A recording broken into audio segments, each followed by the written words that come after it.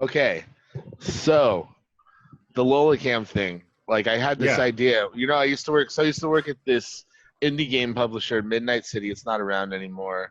I'm not breaking any NDAs. I came, like, I was like our community manager. I was in charge of doing like creative stuff. I came up with this great idea for our live stream, right? Yes. Midnight Kitties. Right? Midnight Kitties. Yeah. Yeah, I like it. So what I like, basically the proposal I made was, you give me like maybe a $2,500 budget. I set up a remote live stream broadcast station at a like animal shelter, because like there's a kitten cafe or a cat cafe not too far from where I live, right? And it was opening around the time that that we were doing all this Midnight City stuff, right? So I approached them with the idea, like, yeah, well, like, if you're into this, we'll provide like all the camera equipment, and it'll just live stream the cats, like from the playrooms and stuff like that, and we'll pay for everything. And they were into it, right? And then we all got laid off, so I never got to do the idea. But like, basically, that was gonna, when we weren't broadcasting ourselves playing games or anything like that, I was just like, we'll just have live stream kittens, and it'll be Midnight Kitties instead of Midnight City. I like that idea, actually. $1 million idea, right? So what you're saying is you want me to put cameras up in my house for when we're not streaming on Twitch. Well, here's the thing. Late Night Lola. Here's the problem. Already, potato internet. There's one problem. Second problem, I don't want to put cameras up in my house. So what about you have a lot of footage of Lola already, right? Correct. Now I am open to creating some sort of supercut of Lola footage. That I am open to. And I'm maybe production on that may have already started even before this discussion. You've got a gold mine of Byte videos too. Also, I need to talk to you about Byte. First, the videos are 8 seconds. Yeah. Instead of like playing for 18 seconds 3 times because of a 6-second loop or whatever. Now they're like 12 seconds. What's going on with Byte? They went from 8 to 12. They have no idea what they're doing. What is the deal with Byte? I don't get it. Even more confusing. Even more confusing. I think you only had to have like, it's like either 2 seconds or 4 seconds to post a byte. So even though like the max was 6 seconds, I think a minimum post was like 2 or 4. So it's even weirder. And like they broke, you know how they added that whole music thing? They broke it because they created this whole thing where, oh, here's 6-second loops. Here's all these 6-second loops. Now my video, I actually have to look it up because it's changed the pacing of the Canton, Ohio Weather Report. Yeah, they went from 8 to 12, and now the loops are poops. Yeah, the loops. So yeah, what are we? 16 seconds, David. 16 seconds. 16 seconds. They went from 6 to 16 seconds. It's so much information. I don't have that sort of attention span. I can't. I'm telling you, it might be the end of Byte. They're scrambling over there. I swear, within a week, your videos, like the time has changed. I'm like, what is going on? I don't like it. I liked the cadence of like the 6-second, 7-second. Yeah, that was fine by me. But now, like asking me to watch a 16-second video, no. What is this? TikTok? Instagram? Who's got time? It's too long. It's the exact. You know what it is? I think it's the exact same amount of time as an Instagram story post. Yeah, I was thinking like Instagram and TikTok are probably. That's my guess. My guess is that they're looking at. They want people to post to other platforms, right? Because like that's the only way that platform is going to grow. Yeah. So I think that's. They're screwed. I have grave concerns. I'm telling you, I was a Vine user. Yeah. Like a very loyal Vine user, right? Before and after the Twitter acquisition. Yeah. And Byte seems to have the exact same problems that Vine did, there's one aspect of Bite that I really do like quite a bit that I'm going to steal. That's all I'll say. And it's not like it's proprietary or anything. I just think that... Is it my cat videos? Your cat videos are great. Greg's cat videos are great, except when he's yelling at Nessie about being a beggar cat. I don't like that. Yeah. Comes across as mean. It does. It seems just... And he trained her to do that. Yeah. Like, when I found out he was giving her treats, I was like, well, that's why she's begging. Yeah. Why are you It's like sitting at the table with your dog next to you, like, stop begging, here's meat. Yeah. Stop begging, here's meat. Yeah. I don't like that. But outside of that, Nessie's great. That content's great. No, so it's not... She's a cute little kitty. There will be other ways to post video content. Like all I'm other saying, than Bite when it ends up failing. But I do think that I like being able to like post to pets. Like there's like a pet section or there's like a comedy section or whatever. Like but my point is that Princess Toe Beans and King Biscuits are much cuter than Nessie. That's my whole point. Shots fired. If only there was an E3 booth where we could have an election to determine these things. Right? There isn't though. So we're gonna have maybe there'll be some sort of online event, where we just do our jobs. I could never no. Definitely not. I could never see a place where Shack Pets would be competitively voted on. No. Not digitally. Definitely not. No, it's stupid. That's the most ridiculous shit. But yeah, like I did smoke a lot of crack but today, if we did have a booth and we spent a whole bunch of money, you better believe I would have had some sort of a voting area. Mm-hmm. But I think the voting's been canceled, right? Yeah. Yeah. For now. Did you hear Bernie Sanders lost Ohio, David? I heard that. Yeah. Yep. Oh well. I voted in February. I know. You just lost. In some ways that's good, and other ways I don't know. I guess that was good.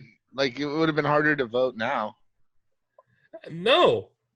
It's probably easier to vote now. You could vote through mail and you could print your own ballot. I voted by mail, even though the conservatives are like, that's rife with fraud. But in fact, statistically, there's like a 0.00001% chance of fraud occurring in vote by mail. Yeah. But, So Ohio we did vote by mail. Yeah. On Tuesday. And I think, let's see, Ohio primary. I just want to see what the totals were. Yeah. Pretty crap. I haven't looked either because, like, what's the point? Like, it's kind of 72.44% went to Biden. And 13 delegates went to Bernie. 123 go to Biden. Yeah. So that's it. Well, New York doesn't even get an election, so at least we got one. That's true. New York got theirs canceled. That's just kind of New York's tragic. about canceled though, so yeah. But it's still pretty. It sucks. It's really messed up to hear that like citizens aren't even going to be able to vote. Yeah. I know people who were, very involved in campaigning in New York State, in New York City, and they're super bummed because like they can't. Yeah. Like I know Bernie already dropped out or whatever, but like it's still, even just not being able to do it, it feels like a freedom being taken away. Yeah, like that will not fly come November, and it shouldn't fly now, but it definitely won't fly in the general. Yeah, no, everyone's gonna vote. Imagine if you could vote we'll have time to like set stuff up by then. I hope. I mean, America's done a bang-up job so far. So we're doing awesome. You see those roofers in Michigan today? Yeah.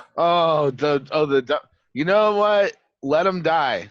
I'm like done. I'm done. They got guns, dude. I'm gonna just stay the hell away. I'm just trying to stay home. You can't shoot COVID-19 with a fucking gun. Ain't gonna do them any good when they get fucking sick and die. It's almost like this isn't about the stay-at-home order. It's almost like this is about something else. Yeah. Did you see the kids tap dancing in like American leotards? Yes, I did. Or but in fairness to them, that's the most America shit ever. Exactly. Like if there were fireworks going off in the background, a bunch of people like cheering, waving guns, that would have been peak America right there. Yeah. Yeah. I mean, they probably were. But like if these are the people that get sick and die, like I'm not gonna feel bad for them. But what makes me mad is that they're compromising the people that aren't them. Yeah, that's what pisses me off. Yeah. That's what pisses me off is like if you want to do something stupid and die from it, especially if you're a racist gun-toting moron, I am all for it. Get yourself killed. Get your fucking putrid ideas off this earth where they can't infect anyone anymore. I'm fucking done pretending that there's like something redeemable about these people, or that there might like come to the light someday, and that's the idealism that you have to practice. It's just these people are the worst fucking people, and they're all here and they're in Michigan. They're not just in Michigan; they're all over the fucking goddamn place. Yeah, they're everywhere, and they're making shit harder for people that have a little, not even like a whole lot of common sense, just a little bit of fucking common sense, a little bit of I don't know. What really gets me is the protesters who block the path of first responders, of doctors and nurses trying to get to work, like or patients. Those people, sick. Yeah, but like you've seen the photographs, right? Of doctors and nurses unable to get in the hospital because the protesters are like in their face, blocking their way. Like that shit to me is unconscionable. Like those people should be dragged away. You know? Yeah, that's awful. When doctors are working themselves literally to death. Like on the front lines, either catching the disease or like, you know, one of the lead doctors in New York like shot themselves in the freaking head last week. Like that tells you something. Think about how many people these people, like I just think about my brother working in Houston, how many people he's seen die in the past few weeks. Yeah, and like it messes with you. It does. And not just the amount of death happening is just sad. Like it's sadness, and people should not be responding with anger to this. There should be some sort of solidarity and some sort of grief being felt nationally. To try to, like, I really view this like we're in a war. You know, and like the war is against a virus, and if we have solidarity, that we can defeat it. But we're at this point in the epidemic breakout where we flattened the curve. So deaths are flattening. New cases are maybe tailing off in some states. But if we screw this up, it's like back to those really bad projections. Narrator, they screwed it up. You know? And it's like one of these it's weird. Like there's so few times to look at in history that are compared to this, right? So I saw this, it was like a chart from cases in the state of Colorado during the Spanish flu. Mm-hmm. And how they did the same thing and they opened up and then there was a spike. Yeah. And I'm like, I can see it happening. Like the problem right now is that I don't know how many weeks was it 6 weeks or whatever, 8, something, somewhere around there. None of us are sick right now. Right. So like we're fine. That psychologically makes you think everybody's fine. We're fine. So the people who are going out there and protesting are probably not sick right now. Someone might be sick among that group. And the problem is, which they disclosed in January to us, is that people who are asymptomatic can spread. Mm-hmm. Asymptomatic spread is the reason we're doing this. And I don't think people get that. That's the same people who are like, and we'll start the show after this, but these jaboofers in fucking Ohio who are protesting wearing masks shut the fuck up. Yeah. Holy shit. Put on a mask. Don't go outside. Yeah, don't go outside. Yeah. Holy shit. Here's my last word on this. The best part is a lot of these people are the ones who are like, man, if the world ends, I'll be in my bunker. I can last for years. Like, it's been 6 fucking weeks and you're already losing your shit. Yes. You know? Wear a fucking mask. Yeah. Oh my god. And shame on the governor. I thought he was doing a good job up until this point, and honestly, he has, from a containment standpoint. Ohio's done a fabulous job containing this. But to back down on something like a mask order is insane. Yep. And I remember, it was like 12 days ago, I went to CVS, and I had my mask on, and the cashier had her mask on, and I asked, and 80% of people in the store didn't have masks. I go, like, you can't tell them to do anything. She's like, no, we're not allowed to tell them to do anything. So, like, I guess now the difference is companies can tell you to do something. Like, no masks, no shoes, no shirt, no service. Yeah, so I think that there's going to be, like, no mask rules in effect at some places. People get pissy about that, too. Because I can already see the type of people in my head getting pissy about that. Yeah. No fucking mask. This is place. America. I'm taking all my clothes off, walking fucking in. Good. Fuck you, people. Fuck all of them. On that positive note.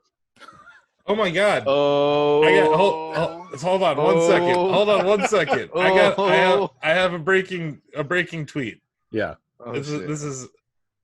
It's worth I think breaking this. Oh wait, is it the Tim Willits will miss QuakeCon? Did you see that? Yeah, I retweeted that. I think he's gonna miss QuakeCon with us, you guys. I was gonna tell you that. Yeah. Oh, Tim. I'm retweeting Tim Willits. Willits. Timmy W. I wasn't even following Tim Willits. What the hell is wrong with my life? I don't know. You're probably okay. How can I gotta follow. You were doing all right there for you were doing fine up until just a few seconds ago. Off the rails. Sorry. We can't start this show without talking about Quake Champions. I gotta follow old T Wills. You mean Raising Cane's? Yeah, Raising Cane's. T Willie. Okay, now we'll start the show. Oh, sunshines and rainbows and lollipops. Everybody's happy and we're all best friends. Every day is fun and we're all having a great time. Hey, yeah, 'cause we're super best friends. Well, sometimes you might be down and you're wearing that frown, but it's just a smile upside down. So listen to the Shackcast, and feel a little better. The rain is only as wet as time. You'll be fine. Because it's Asif and Blake, and also there's David, and we're gonna do a Shackcast for you today. Welcome to the Shackcast, the official Shacknews podcast of Shacknews. I'm your host, Asif Khan, CEO, editor, chief puppy regular, but not this week because I went into the living room before the show and I said, "Hey, Lola, do you want to be on the Shackcast?" And she snored at me. So it's one of those Lola swears too, like it's one of those really loud, like whatever, Dad. I don't need your shit. She's like, whatever. It's episode 70. I'm done with your crap, Dad. 70 episodes. Why don't you go on another business trip, Dad? Right? It's week 6 of me being home with Lola. She's just like, why don't you go on another trip, Dad? Yeah. Go to the office? Oh, wait. We can't. Way to go on that upload, Dad. 8 megs up? That's pretty sick, bro. Can't even stream. Sick. Yeah, Lola's definitely, she's over it. She's over it. She's over the Shackcast. She's also not about the social distancing podcast. She was more about hanging out. Yeah, she is. The office. It was more of a social thing for her. Yeah. So me, maybe at some point during this episode she'll come over, but I doubt it. So yeah, I'm here in Canton, but I'm also teleporting back in time to the year 2018 when E3 existed, and we did amazing things. We did. Beaming to me across some very rickety tubes in the mean streets. The streets of Canton are super mean. They're getting meaner. Pandemic streets. David Craddock, our long reads editor, working on things, writing several long reads simultaneously, like a crazy person. What am I doing? I don't know. Stop it. Okay. After these next two. Oh, come on, man. I thought I had an out. All I want to do with my life is play Animal Crossing and Streets of Rage 4. Why are you trying to hold me back from living my best life? That's a good question. I don't know. So yeah, no more driving across the streets of Canton. When was the last time you left your house? I went out this morning early. So here's my strategy for when I have to go out. I go out early, and I go to stores that are out of the way. Like, okay, you know where like Three Brothers Tavern in that like maze of a parking lot? Yeah. Mm-hmm. Nobody goes there because the parking lot is garbage. So like I go there. Yeah. I'll go back there. But what do you get there? I got okay. Are you going to the grocery store? Yeah, I'm going to the grocery store. I love milk. I drink like 3 or 4 gallons a week, at least I used to, because it's come to my attention that I am lactose intolerant. So this morning I gave up and I went to get lactose-free milk. I don't like it. Yeah, just lactate milk, and I don't care for it. Lactate is not good. It might as well just be water. Yeah. I'm sorry, David. Having been lactose intolerant for most of my life, I mean, it's no fun. Why can't you just be tolerant? I am intolerant of lactose. You know what it is? I'm older and I'm white and I'm angry. I'm getting angrier as I get older. You know what, David? The way that your camera's set up, I feel like Austin and I have been shrunk down and put in a drawer.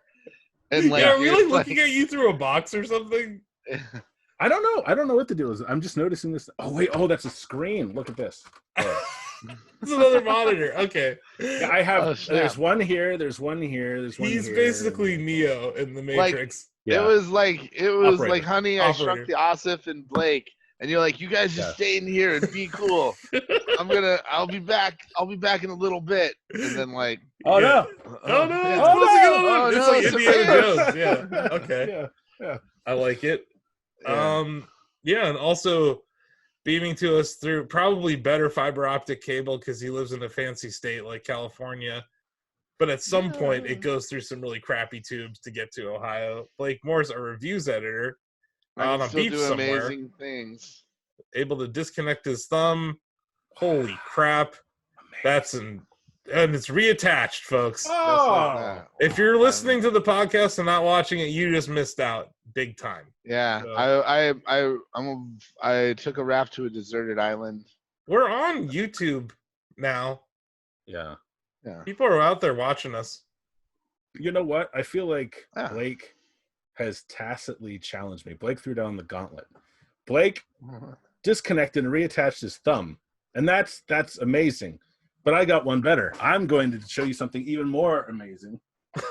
Oh man! Oh my goodness! What have I opened up? I don't know. He has this. Oh snap! Are you gonna swallow I a sword? alluded to this. No, I alluded to this last week, but this is my master sword. He has a master sword. That's right. Oh snap! I have a Hylian shield. It's across the room, though. Okay. This is Be Sword of careful. Evil's Bane. It's been sleeping for hundreds of years, but I figure the Shackcast is a perfect occasion to wake it up. It was standing in for Lolo. We have to wake something up, so here's the master sword. Like, huh? Oh my goodness! Oh, it's a Shackcast. You woke me up for this. Yeah. Oh, there. that's most impressive. Next week, Hylian shield, because it's across the room, and nobody got time for that. Who's got time for that? No. Well, What have I got I don't know. That is pretty good. I got some paper towels. Yeah, what do you got, Awesome? What do you got? Oh, Here we go. This is actually from Blake, I believe. There you go. Oh, It's Kirby in a Link hat. Oh, okay, that is actually pretty impressive. So I Kirby have a ate sword. Link. There's a Link in there. Yeah, and he's got the wooden sword. Yeah, that's. I've got this transparent Linux penguin with a bong. That's pretty outstanding. I like that. He's just chilling. Like, he's just contemplating existence. He's spaced out of his mind right now. So the podcast has devolved into us showing each other things over Zoom. This is kindergarten show and tell. Yeah. Yes. So here, I did not know seemingly, a regular Nintendo DS, right? But wait, on the back, you can't read it. It'll be backwards. This is from Blizzard North. This is actually at the company. They kept it in their library. He stole it? No, my uncle worked there. He was my in for starting the Stay a While and Listen books. Oh, that's right. And when they closed, he kept a bunch of stuff, and he's like, "Oh, here's this DS." I also have a What PSP. was Blizzard North working on DS? Like No. It's just their game library. Oh, They went out every week to EB Games, bought like several copies of every new game for research, right? And you could for research. Yeah. I played PS2 for the first time at Blizzard North. I went there as a high school graduation gift from my uncle. He took me there. I met the team 1 week before Diablo 2 launched. They were all exhausted, but they had a Japanese imported PlayStation 2. And that's when I played PS2 for the first time, like 2.5 months before it shipped to the States. What game was it? I played DOA 2 Hardcore. Okay. Yeah, which is I bought at launch. Like that game was good, like legit good. But also, yes, did I turn the jiggle up to 99? Yes, I did. Because that's what DOA 2 was all about. You got to commence with the jiggling. Yeah. You always got to crank that jiggling up. Yes. The jiggle physics setting in DOA is definitely a thing. He said the creator is like, I think of those girls as my daughters. I'm like, oh, do you? Creepy ass relationship with your daughters, bro. Because can I ask you about the jiggle setting on your daughters there? Like, what is that? That's the first thing I do whenever I start dating somebody. I ask their parents about their jiggle settings. Yeah, is she like, what is she, like a 72, 48? What are we looking at here?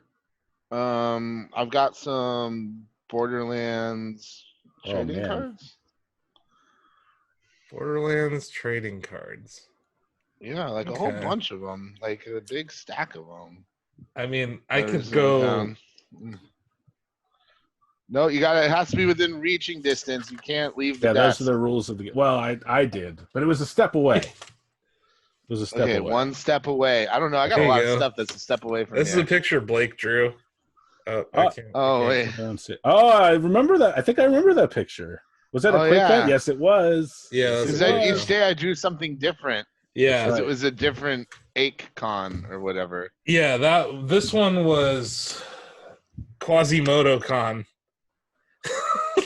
Yeah. That's why he's got a big hump. Quasimodo-con. And then, there we go. I didn't get up. This is a robbed amiibo. You're doubling up, dude. Wow. You just cut in line. That is pretty impressive. Oh, I cut in line? My bad. I don't even know the rules. You did. There are no rules. Well, to the Shacknews show and tell. The Shackcast show and tell. Yeah. Like, is that the name of this episode now? Like, it is. Here we go. All right. Okay. I got SD cards. You guys want to see those? This dog I got from Blizzard Entertainment's current campus in Irvine. Irvine's fancy. Yeah. I call him, it's the Blizzard Corgi. And I call him Blizzy. I'm very creative. The official Corgi of Activision Blizzard. Yeah. I got this Batman statuette. Oh shit, we're talking Batman now. Mm-hmm. It's blind box. I think this is the Darwin Cook version. I don't know. But yeah. I like that. That's cool. There's like a whole series of these black and white figurines now, like by different artists. I saw them in a box set. There was like Batman, Robin, Nightwing. Yeah, those are cool. How much were they going? I'm gonna, because they were like $40 out here. Okay, so these were probably more expensive because the one I saw was in Books A Million. This was like pre-COVID. Okay, yeah, that's when their prices were through the roof. So here's something I really do like. That's within reach of me. These are Bluetooth wraparound headphones. Ooh, fancy! I like those. From who are they from? Just some generic OEM that I found at Best Buy, and I bought like 10 of them because they're like $15. But I prefer this form factor to AirPods or anything that goes in my ear. That goes on my ear. Are those Mega Man headphones that you're about to bust out, David? Yeah. Asif gave me these 2 years ago. Yeah, we got those from Capcom. Yeah. Hold on. Man. Remember when Mega Ran hosted that stream, Blake? Yeah. The birthday. It was like the anniversary stream. Oh yeah, they sent you some headphones. So here are the headphones. I guess the LED died, but normally the ear parts turn red. It's like Mega Man's helmet. They did. R.I.P. Good run. Oh well. That was years ago. Yeah, and I have the Mega Man helmet. I have the replica helmet. It's not. I could take a step, but there's stuff in the way. That's against the rules. Oh, look who's here. She's like, "Oh, we're showing and telling. Pick me up." Austin could just be like, "I have Lola." Here we have Lola. Yeah. So yeah, at some point this episode, we need to remember to do a commercial break. 0. Is that 0? Oh, nice. Okay, there we go. We can talk about other things now. Are you sure? This is kind of fun. But, it's kind of fun. But for the people listening, it's probably just like, what are they probably talking horrible. It's really bad content. Wickus is going to be super disappointed. Wickus is going to write us another dude doesn't letter. even describe shit anymore. He doesn't. Wickus we described everything. Like, we described everything. If you read Mein Kampf, you'll understand what I'm talking about because Wickus is an anti-Semite. Damn. Ooh. I'm like shots firing. I'm preemptively firing shots. That's fair. I don't know. Wickus has already been established in Shack lore as what he is, so I don't know. I think it is known. That in the Shackcast meta, I guess, but yeah. In the Shackcast, just in the Shackcast meta. Yeah, it's like our podcast has its own universe. So I'm gonna one last thing. It's canon. So I actually one more thing. I use this so much that it's no longer useful, but it's Semblance. Do you remember the game Semblance? No. No? Is that a stress ball? Yes, it was a stress ball that they gave me at PAX East like 2 years ago. Nice. It's this indie game. It's a platformer on Switch. It's great. It's like a platform puzzler indie from there's like 2 devs from South Africa made it. Check that out. Yeah. Oh, I do remember that game. Okay, yeah. Okay. Yeah. All right. That's the last thing. Because I think it's cool. My PlayStation 4 controller with googly eyes on it. Well, I do like the googly eyes. Yes.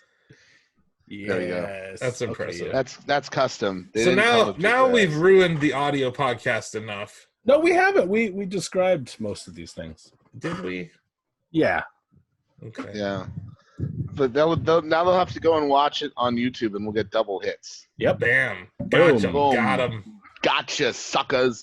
Booyah. That's what you get. That's my new thing. Chess. Boom. Suckers. Gotcha, suckers. Booyah. Like Booker T. And Can the MGs. you dig it, sucker? Like Booker T, right? You know who Booker T is.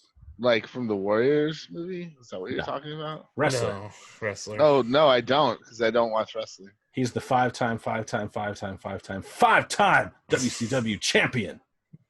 Like, I know, can you dig it? Can you dig it from the Warriors? Spinaroonie. Booker T was the shit, man. Booker T is good. He had a good run. Booker T and the MGs. Here's my favorite Booker T lore. When he was a heel and feuding with The Rock, he started calling himself The Book, the #1 bestseller, Booker T. That's right. It's great. The number one bestseller. Yeah. I remember that. The Attitude Era, man. That was my shit. And then, I don't know what the hell they're doing now. Not much. Oh, man. We should definitely talk about Hood Slam today. Yes. Oh, my God, David, because I know you've been wanting to see Hood Slam. I have.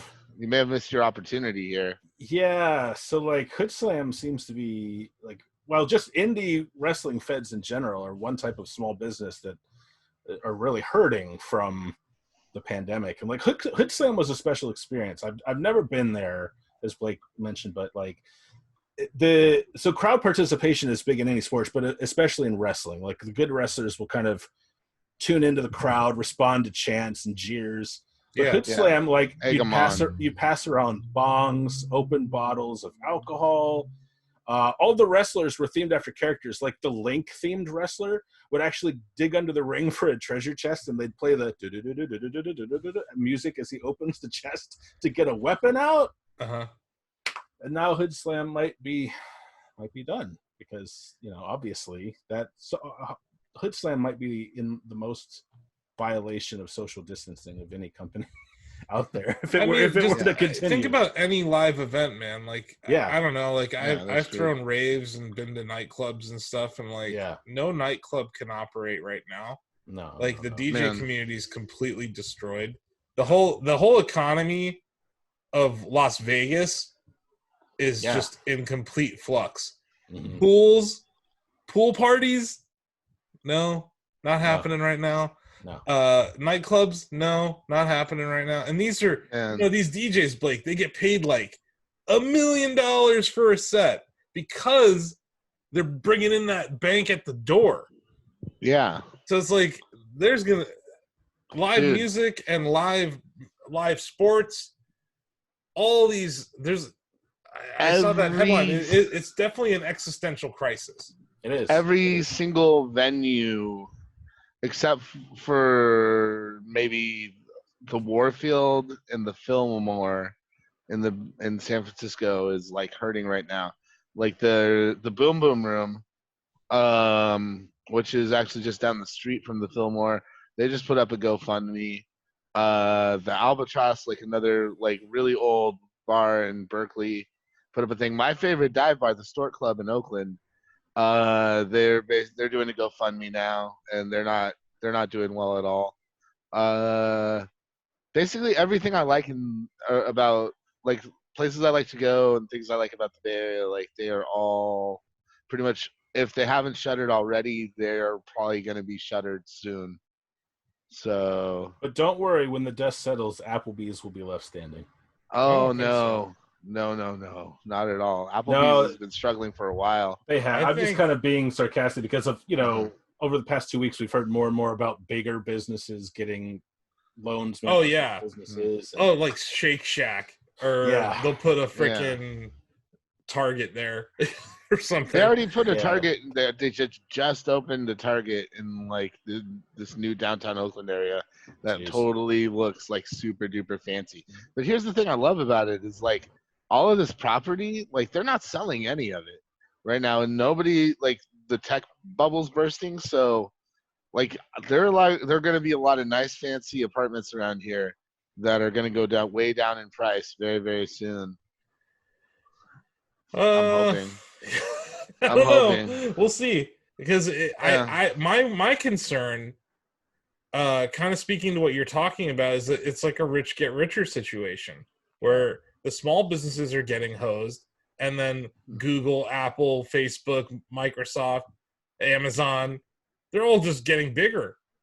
Like I don't feel like, I don't think this is like a death blow to the mega corporations. Like this is more of a death blow to small businesses and like entrepreneurs and like musicians and artists and like restaurateurs, like companies, people who like really invest in their own craft, and a lot of contractors. Like obviously, like I think there's like there's like a disproportionate effect to a part of the economy and a part of the population that's like definitely class based. And I think that the uber wealthy, they're still rich.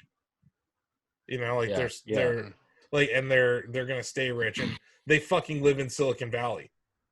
And like when those prices dip, they're gonna be the ones buying it up in Oakland. I'm talking like apartments. Oh, I know, but I'm just like that. No, but I'm just saying like more so than like houses, but the housing property, I just think that this is going to amplify gentrification in the Bay Area, not limit it. Definitely, in a lot of ways. Because the people who couldn't afford this are the ones that are getting hurt the most. Yeah, and like the question is, and this is like just because punk music is super important to me, and the Bay Area is like one of two capitals in the United States for punk. Really? Mm-hmm. I feel like the scene will continue to exist. Well, but can they afford to open up again? Well, here's the good news. Gilman is considered a historical landmark, mm-hmm. and it's still being run by volunteers, and they have like basically Green Day is like funding Gilman a lot nowadays too. That's cool. And like people like Rancid and stuff like that. You know, there's a lot of people that have been successful enough. Yeah. In the Bay Area that cut their teeth at Gilman to like keep it going. What's crazy though is Slim's, which is I didn't even know it was owned by Boss Skaggs. It's like this club that's been around forever in San Francisco. They were just planning on closing down anyway. So there was no like last show there or anything. So it just ended up being a super abrupt closing. But like it's crazy because there used to be a bunch of venues there. Now there's only the DNA Lounge, and they fucking suck, man. Mm-hmm. Like their management is horrible, and they were already hurting before this was happening. Bottom of the Hill, like if you make a $500 donation to the Bottom of the Hill right now, you get like a free VIP pass to like every show there for an entire year. And that's like another great venue. They don't get enough credit. Like they do a lot of local and like mid-range shows, I guess you would say. Like I've seen some really cool acts there, and I've also played there before. And it's awesome. Damn. Every time. The Bay Area has always been just like a beacon or a bastion of music, and for sure. Yeah, it's really strange because like everyone's talking about, oh, the scene is dying, and it's like, well, the scene is dying in San Francisco and has been dying for a long time, but you still have like great venues like the Bill Graham Civic Auditorium, you have the Warfield, you have the Fillmore, you know, you had little places like the Boom Boom Room.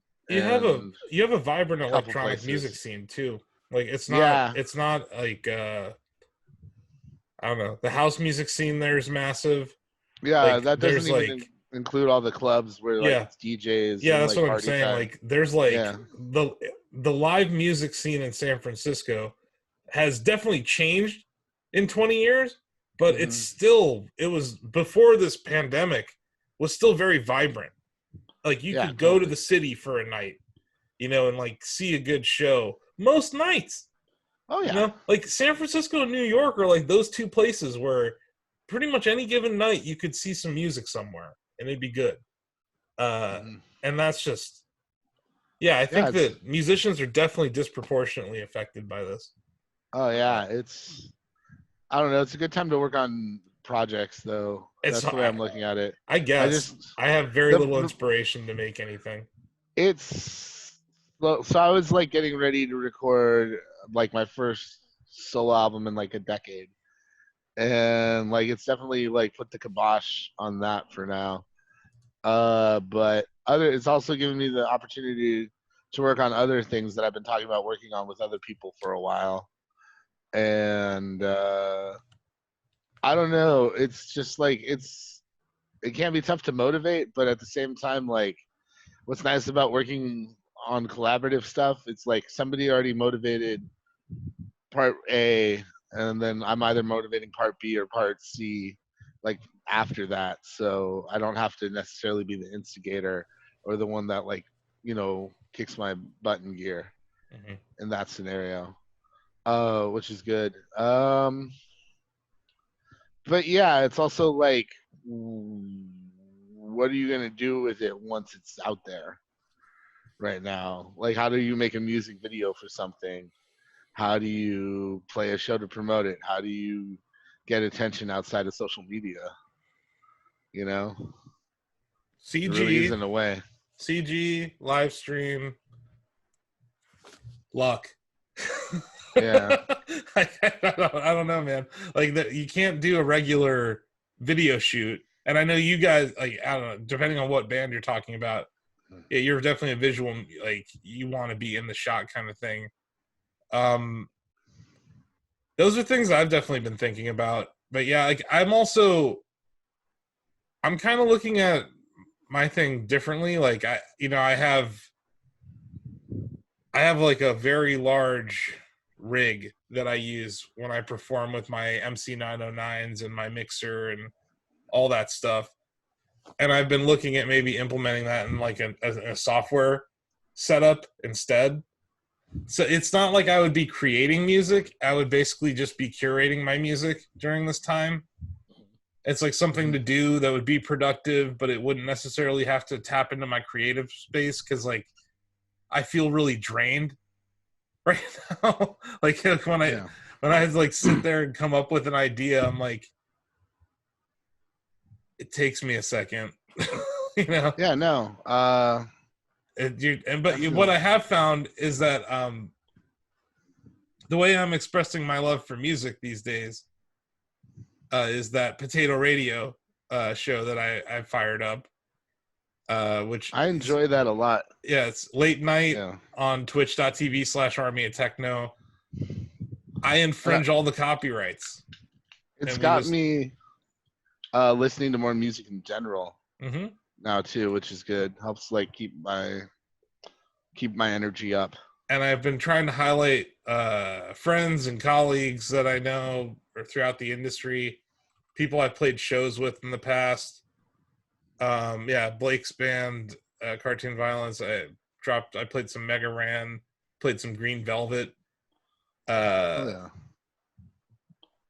Played a bunch of songs from Just Shapes and Beats because I love that game. That game is fucking awesome.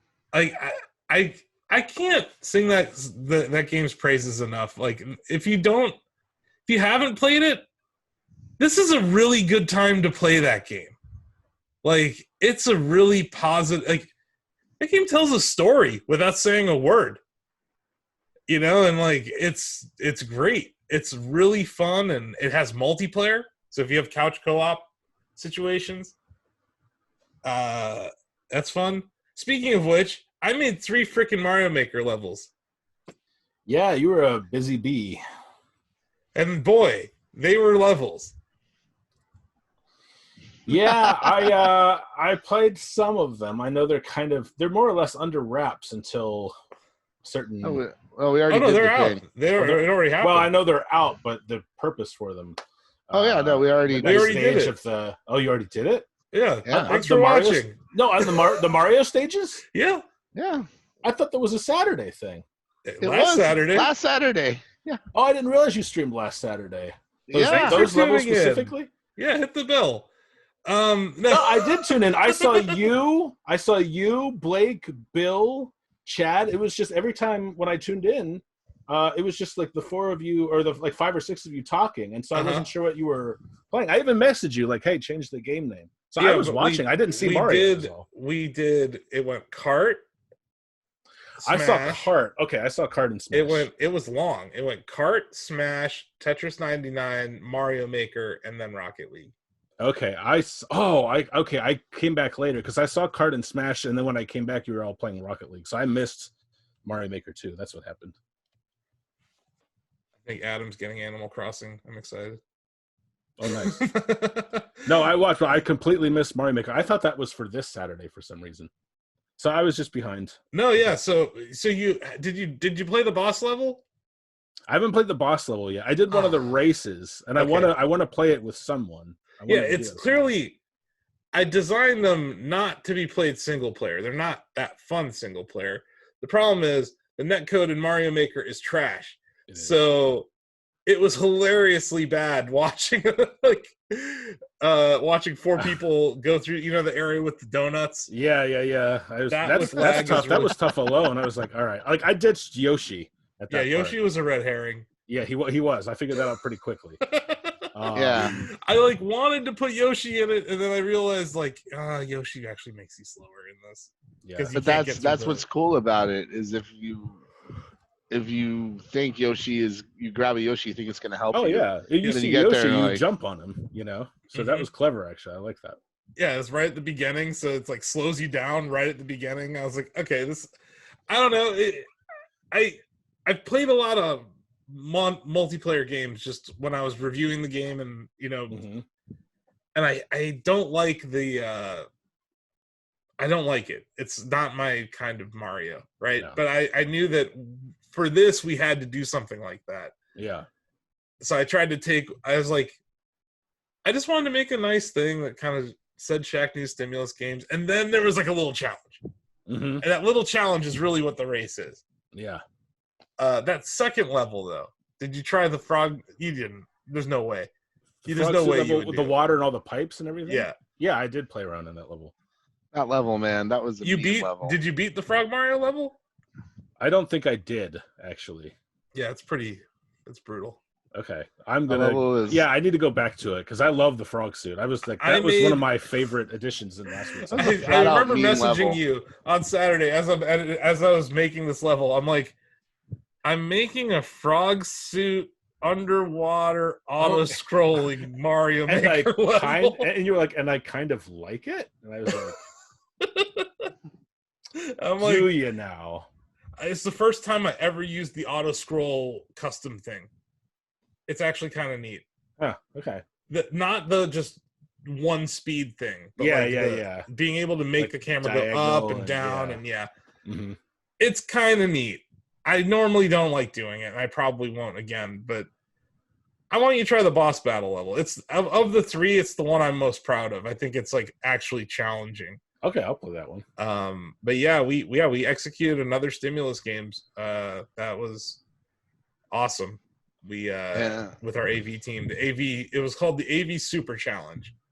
And Tetris 99's kind of awesome multiplayer, David. I don't know if you've ever played it multiplayer, like with friends. I mean, no, not with friends. No. Yeah, you can play it with friends. Oh, okay.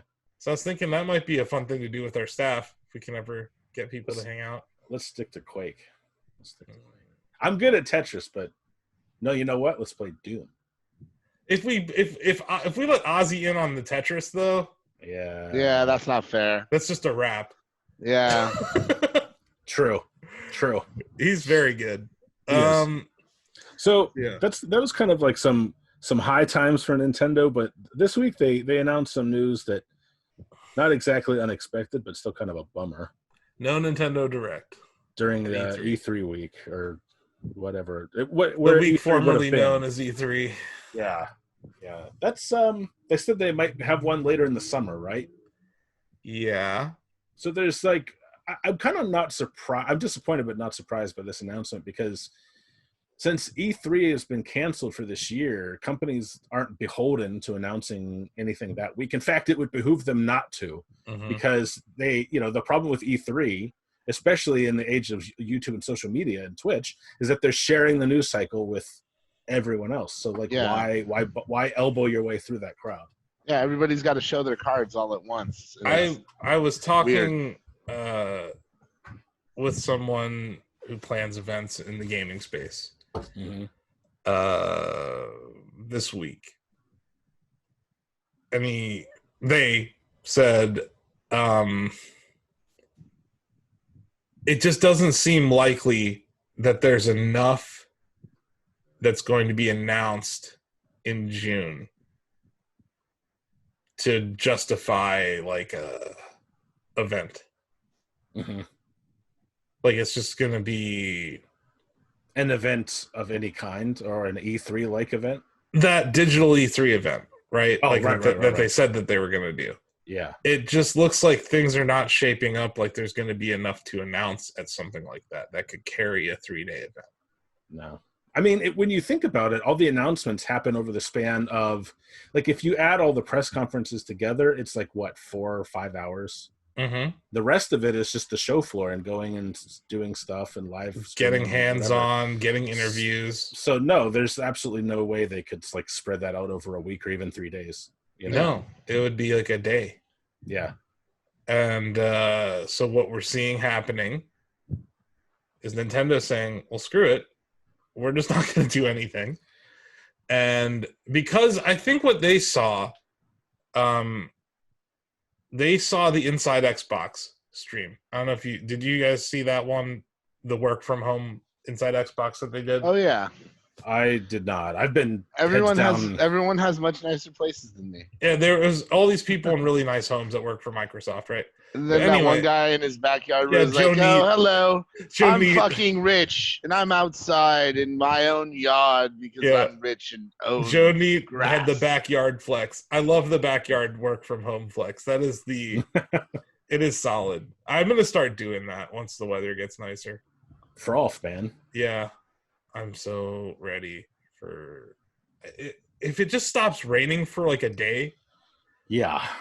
But yeah, I'm super bummed, man, because like we don't know what the hell Nintendo's doing this year, and maybe they don't.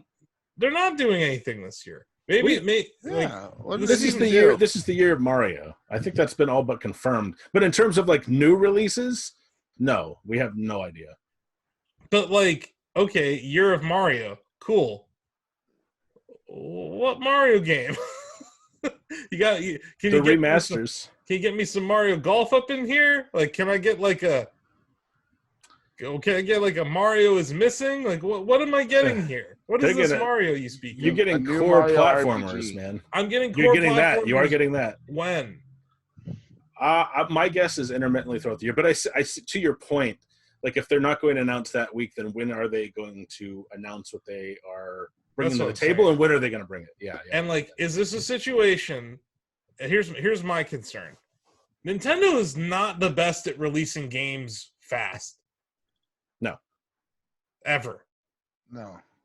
And now they have a pandemic and work from home to deal with. I can't imagine that's increasing the speed of development on something like Metroid Prime 4 or Breath of the Wild 2. But here's Smash. the thing. I have said on this podcast for years and in other venues that Nintendo, more than any other publisher, should be remastering games because they have this incredible back catalog.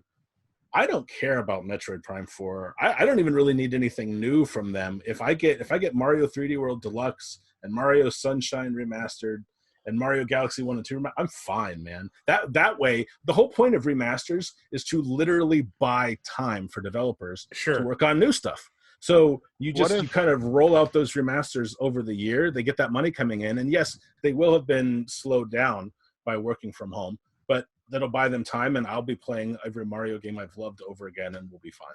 It just seems like it's like Nintendo. Okay, fine. Link's Awakening is a good example of what you're talking about. That was one game that they had for the fall, but they had Pokemon.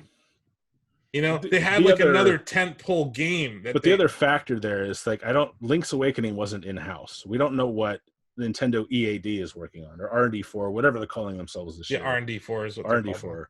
We don't know what they're doing. By the way, there's a racer in F-Zero X, and his name is Mr. EAD. Really? Yeah. Just wanted to let you know that. Okay. There's your F-Zero fun fact of the week, folks. Okay. F-Zero fun fact of the week. Because EAD made F-Zero X.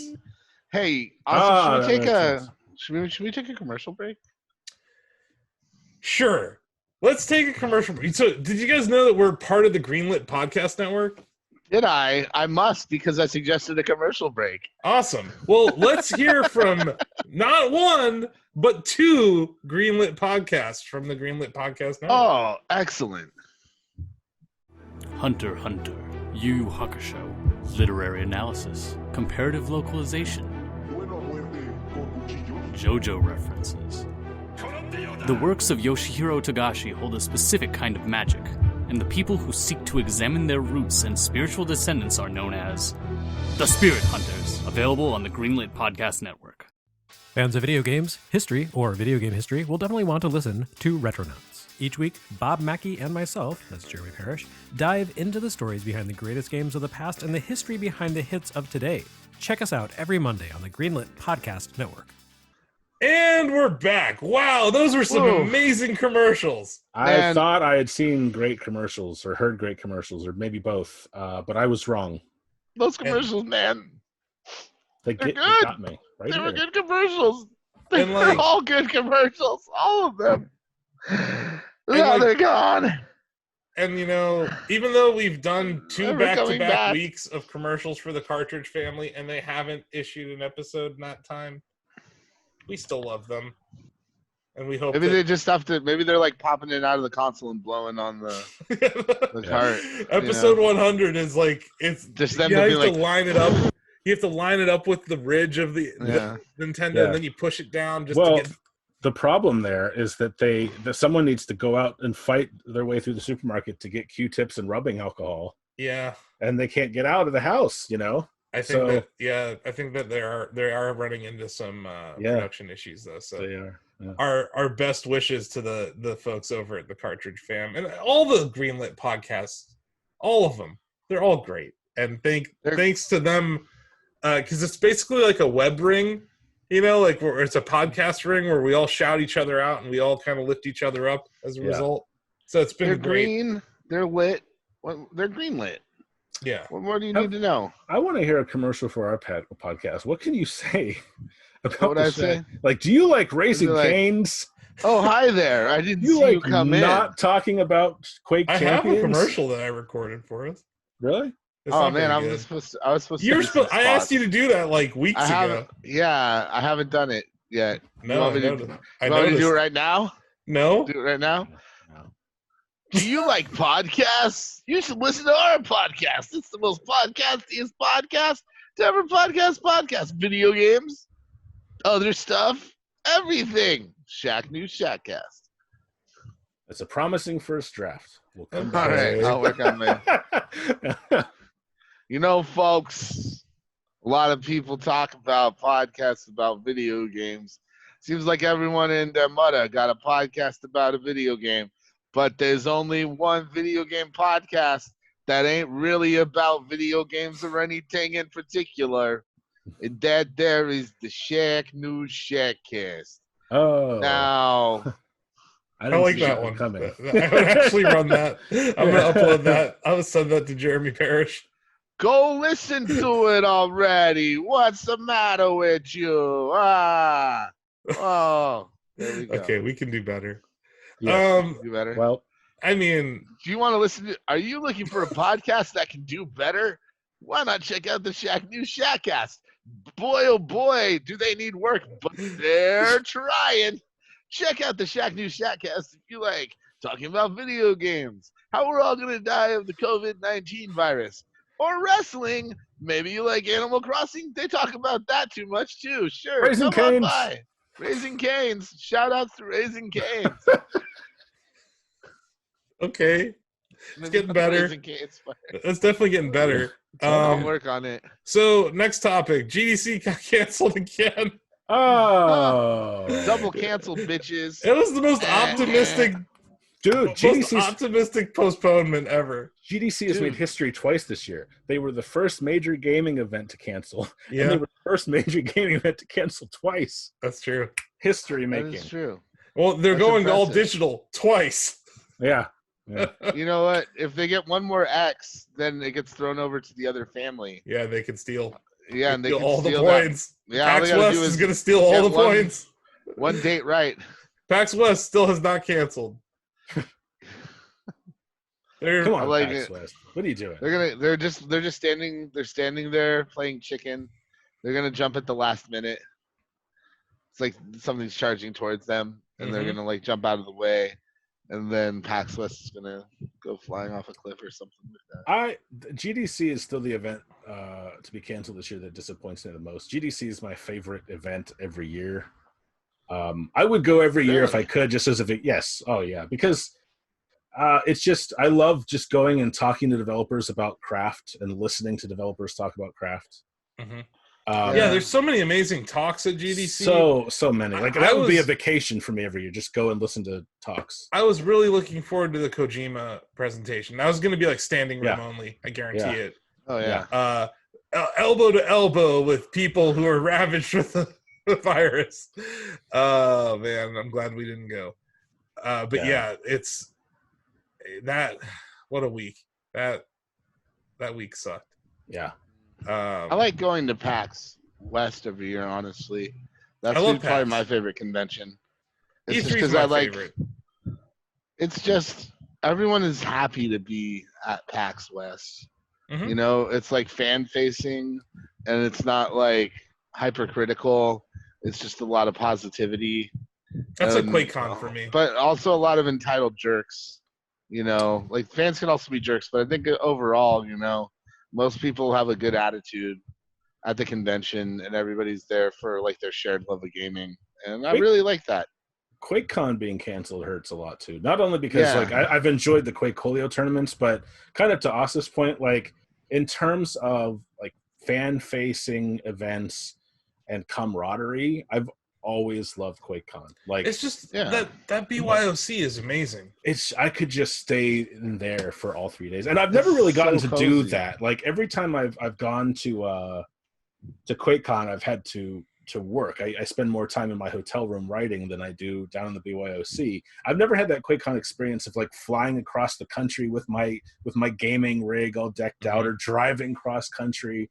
And I really would like to do that. I probably won't be able to, but it would be fun. You know, it would be so fun to just, especially like the Shack table, just hang out with Shackers, playing games, going to Denny's down the street. I try to do that every year because there's several Shackers that they'll get BYOC spots, like Schnapple will, or A10 Pilot, or Soxta. Soxta is, yeah. A couple of his friends are down there. And I've gotten to just know a lot of the people. Dave from New Blood, he had a spot like New Blood. They had like a row.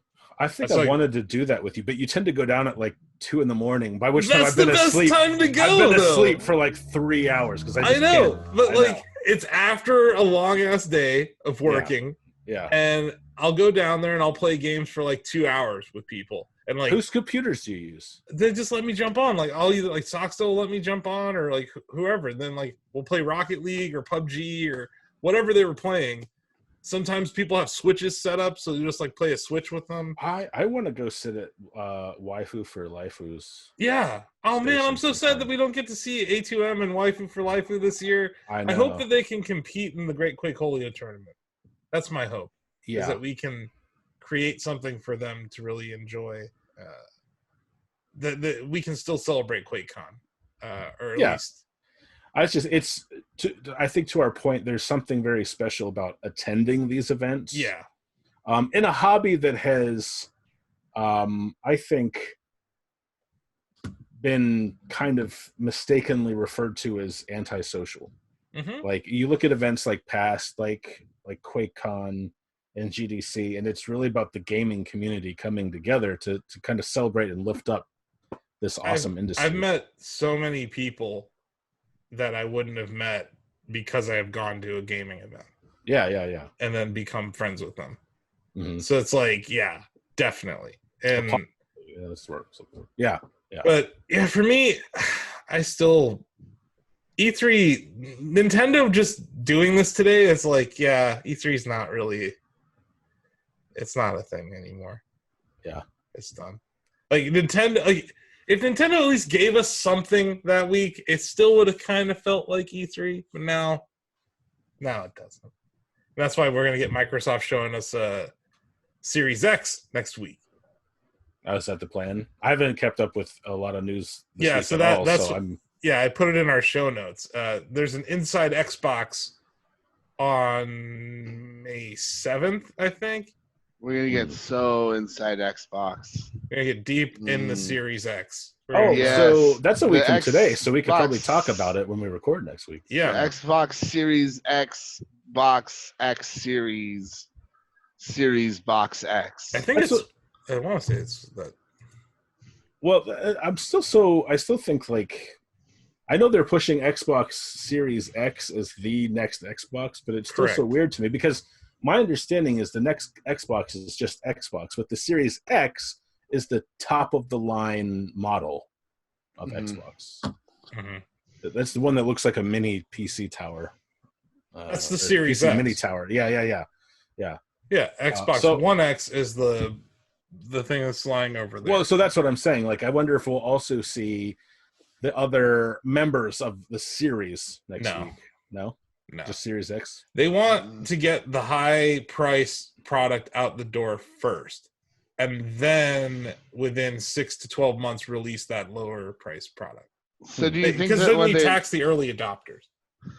Do you think when they come out with the slim version, it'll just be a lowercase X, and then people will be I think it's going to be Xbox. I want the Xbox One lowercase X. They're going to do Series S just to confuse people.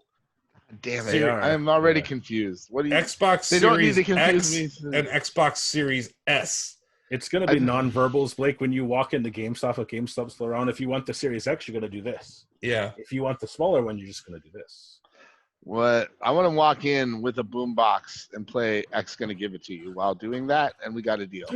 Oh, that gives me PTSD to Mr. X though. Mr. Series X. Hey. Yeah. We did get some other partnered? series. We got some Series X news today. We got a new Ass Creed. That's right. That's right. I'm the lead. I'm finally the lead in an Assassin's Creed game. I'm very, very excited. Welcome to the Knights of the Templar roundtable. That's right. Oh boy, I'm gonna be fighting all of the. Call me when they bring guys. this series to Detroit. That's all I'm saying. Yeah. They called it like Detroit being here. Wait, no, that wasn't it. Wasn't Watch Dogs in Detroit? No, The that's first Chicago. One? Oh, close. First one, I've never played an Ass Creed game. They're pretty fun. I mean, I'm not into the sneaky stuff. That's what I love most about them. But I love stealth games, in which case I think I prefer Hitman. But like the thing about Assassin's Creed, one of my problems with semi-annual games is that like I start looking at the ones that are on sale, like, oh, I remember saying good things about Origins, and then they announce a new one. I'm like, okay, I'll just wait for the new one, and then inevitably I'm too busy to play that, and then in a year or two they release another one, so I'll be like, I'm not gonna play Valhalla. I'll play. Like I look at the history of Assassin's Creed and I just get tired. Yes. You don't really need to. I gave up. I gave up. On what? Caring about on the story? caring about like the series. They like yeah. Well, I mean, I think it's safe to say at this point that like spoiler alert, they killed off Desmond in the series. No, I'm not talking about the story. I don't know anything about it. Who? Yeah. Yeah. But my point is, my point is like people. This is one of the most lauded series in the industry, right? But there are so many of them. Then like, well, why go back and play any of those when there's always a new one? I've heard that too. But like now there's a new one coming out. So I bet Valhalla's gonna be good. Yeah. I got what was it? Origins? I had that. I had a copy of that. It looks nice. I just didn't. Cool. Oh yeah, that came out in 2017. So I love Black Flag. Black Flag is still my favorite one. That's the only one I care about because I like pirate games. So if you let me be a pirate in a game, I'm interested. I played a lot of 3. I played a lot of 3 as well. Huh? Let me tell you about this game called Wind Waker. Oh man, I should play that again. Do you stab people in the throat in Wind Waker? No, but it's better, so you don't have to. Oh man. Yeah. I'm gonna fire up my Wii U and play some. It has to be better. No, it can be different. I just, I don't know. I missed all of them. That's fine. But anyway, it's going to be on Series X with that. What is it called? I don't know. Smart delivery. Smart delivery. Yeah, that's right. So that's some hotness. You guys gonna pre-order your Series X? No. What? Yeah, that's what I thought. No. Okay. You know what? Honestly, like on that note, I don't really buy new consoles day one unless it's a Nintendo console. Like I even waited a year for the Wii U because 1 year later they had Super Mario 3D World. I'm like, oh, there are games to play. What? Nintendo Land didn't sell you? No, man. Like not even new Super Mario Brothers U did. And I actually like the new Super Mario. What series. A weak launch lineup. It was weak. To me, so were the Xbox One and PS4 launches. I waited like 2 years on both of them. My favorite Xbox or my favorite PS. What was it? The launch title on PS4 was like the best game I had was like freaking NBA 2K that year. I don't know. Like that to me, I think both new consoles need a really compelling launch game, a system seller, to make me take the leap. Otherwise, like I have a Switch and a gaming PC, but also like this year, because of like 26 million and counting people out of jobs, who's going to be running out and getting a $600 console? I don't know. The same people who are buying iPhones last quarter, apparently. So here, let's just take a trip back to memory lane. It's the year 2012. Okay, it's 8 years ago. Yeah. Barack Obama's president is running for re-election. Yeah. I think he had just killed bin Laden, right? GM was saved. Everything was great. Except for the Wii U launch lineup. Holy crap, is this trash. Assassin's Creed 3, which was like old at the time. Yeah. Batman Arkham City Armored Edition, which was old at the time. Yeah, although all these games are only like a year old, which is weird to think about. But they were still, already still out. Old. Yeah, they were already out. Yeah. Call of Duty Black Ops 2, which is a miracle that game even shipped on a Wii U. Darksiders 2, okay. Epic Mickey 2, The Power of 2. Some trash ESPN game.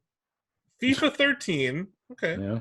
Yeah. Funky Barn, who doesn't remember Funky Barn? A classic if there ever was one. For Wii U. Oh yeah. Don't forget Game Party Champions. Game Party Champions. The only party game where you become honestly a champion. Probably one of the best launch titles for the system. Just Dance 4. Yeah. That's actually sells well and is well liked. Mm-hmm. You know, it's a good game for what it is. Mm-hmm. Then, like you said, New Super Mario Bros. U was the launch. That was their. We're gonna get people to buy it with a Mario game. You know what? That like Mario game, man. No, that New Super Mario U is like maybe the best of those. But the problem was that was like the fourth New Super Mario Brothers within like 6 years, and it was like the first within 6 months because wasn't it on? New Super Mario Brothers 2 came out on 3DS. They were just flooding the market with too much New Super Mario Bros. Yeah, and then you got Mamma Mia. You got Ninja Gaiden 3, Razor's Edge. Everyone remembers Ninja Gaiden 3 as the best one of the series. And then there's also, like I had already mentioned, Nintendo Land, right? That had an F-Zero mini game in it. Rabbids Land, Scribblenauts Unlimited. I remember that.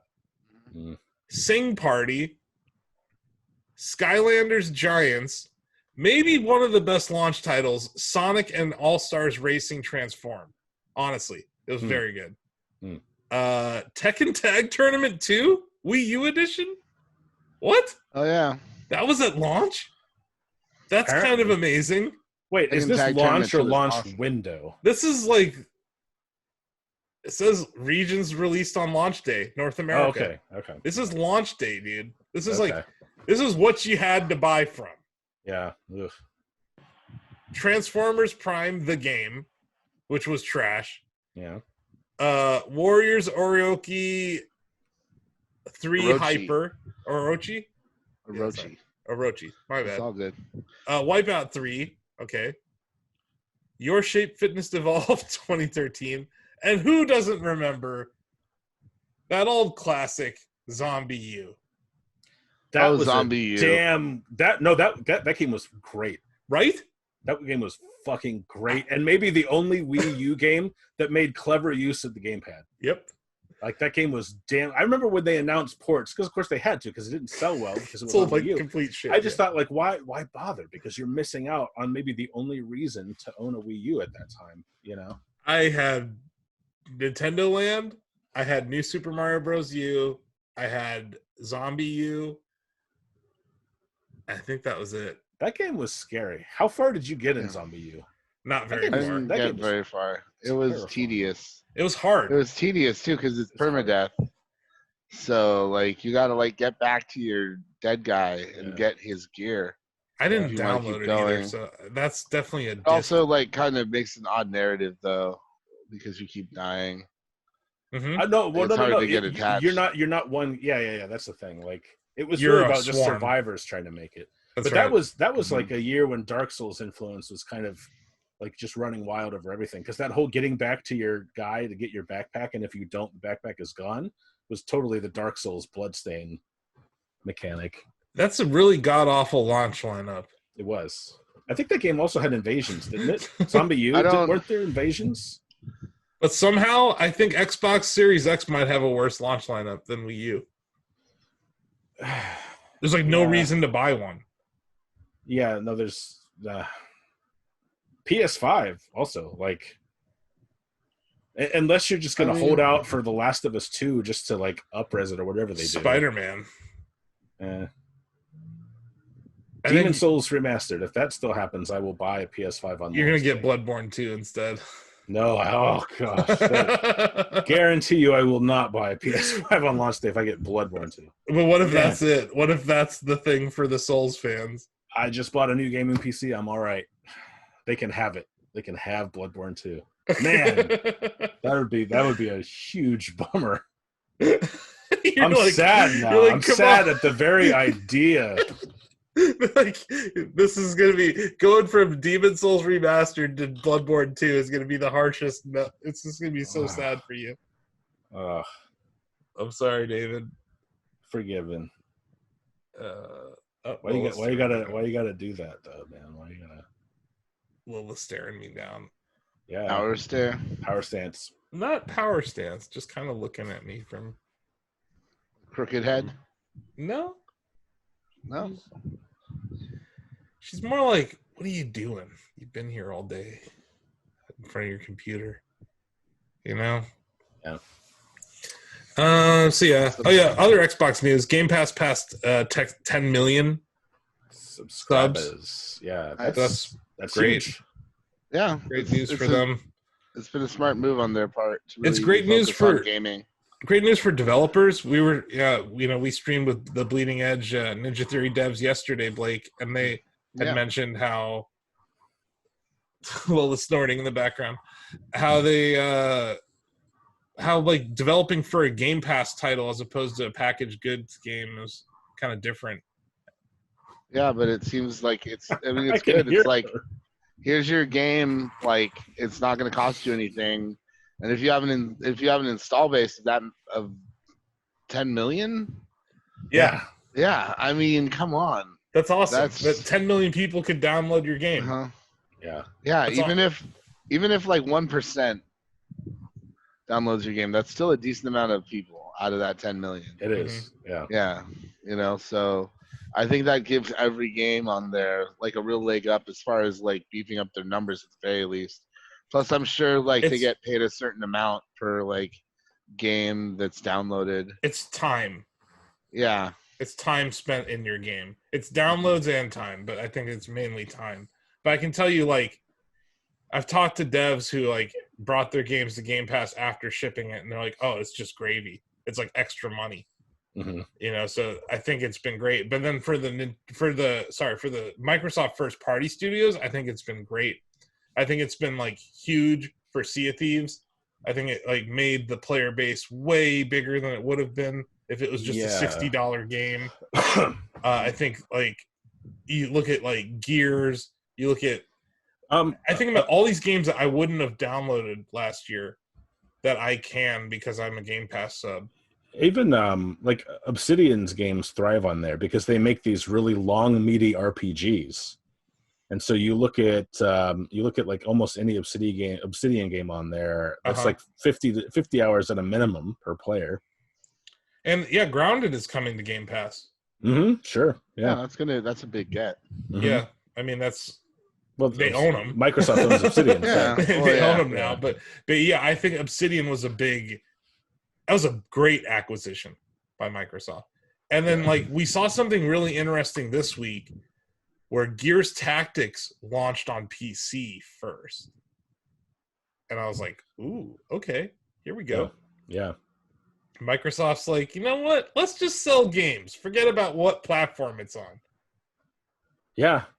No. Or like, you know what? Let's not even sell games. Let's just create a cross-platform service. Which, David, you basically pitched at E3 2016. Yeah. And here we are. So it's nice to see it, but they're still making boxes, and we're going to hear about a box next week.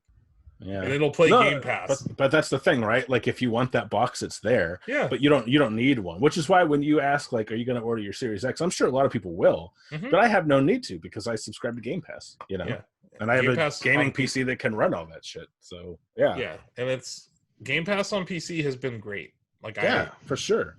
I'm really impressed with it. So like, Gears Tactics. America wins. Is that on Game Pass on PC? Yeah, it should be. Because I looked at that today. I was like, $60. I'm not really a Gears fan, so But Game Pass, yeah, I'll try it. Yeah, right. There you go. There you go. Do you like XCOM? I do. Yeah. Well, you might enjoy this then. That's what I've heard. It's Gears XCOM. Yeah. TJ did an excellent review. And there's a good video review. If you need to read it or watch it to have your opinion swayed, David. I mean, Game Pass. I pay for that, so there you go. Yeah. There you go. You have to download all the things and play them. Yeah. I have to. I'm contractually obligated. Like, they sneak that in there. It's in the fine print. Did you when download? You subscribe to... Speaking of which, have you downloaded the Ori game since it's on there? No, I have not. Oh. I'm in violation of my contract. I haven't played dude. The thing is, in addition to like 4 long reads right now, I have an agent interested in a novel. I'm putting the finishing touches on another novel. So like weekends are video game time, except in the morning when I play Animal Crossing, the most delightful game. Yeah, we're finally at the part of the podcast where we can talk about Animal Crossing.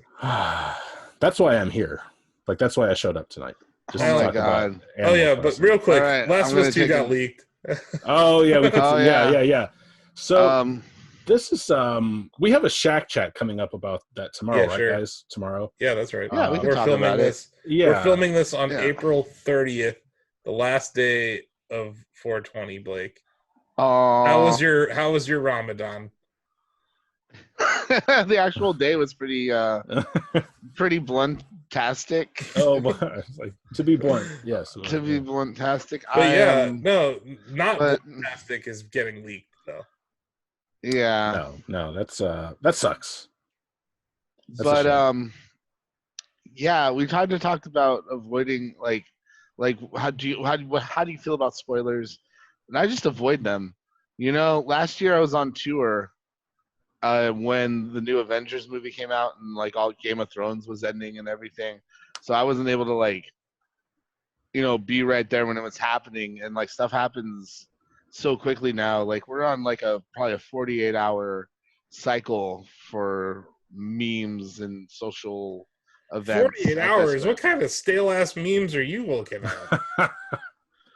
My memes, they're like 4 hours tops. 4-hour memes. The dankest of the dank. That's dank memes. Look, 48-hour memes. That's like. No, I was being generous. I was being generous. Yeah. It's tough to keep up with those memes.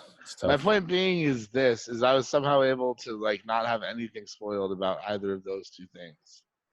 And when people spoil shit, they get kicked out of my social media stuff. Mm-hmm. That's about it.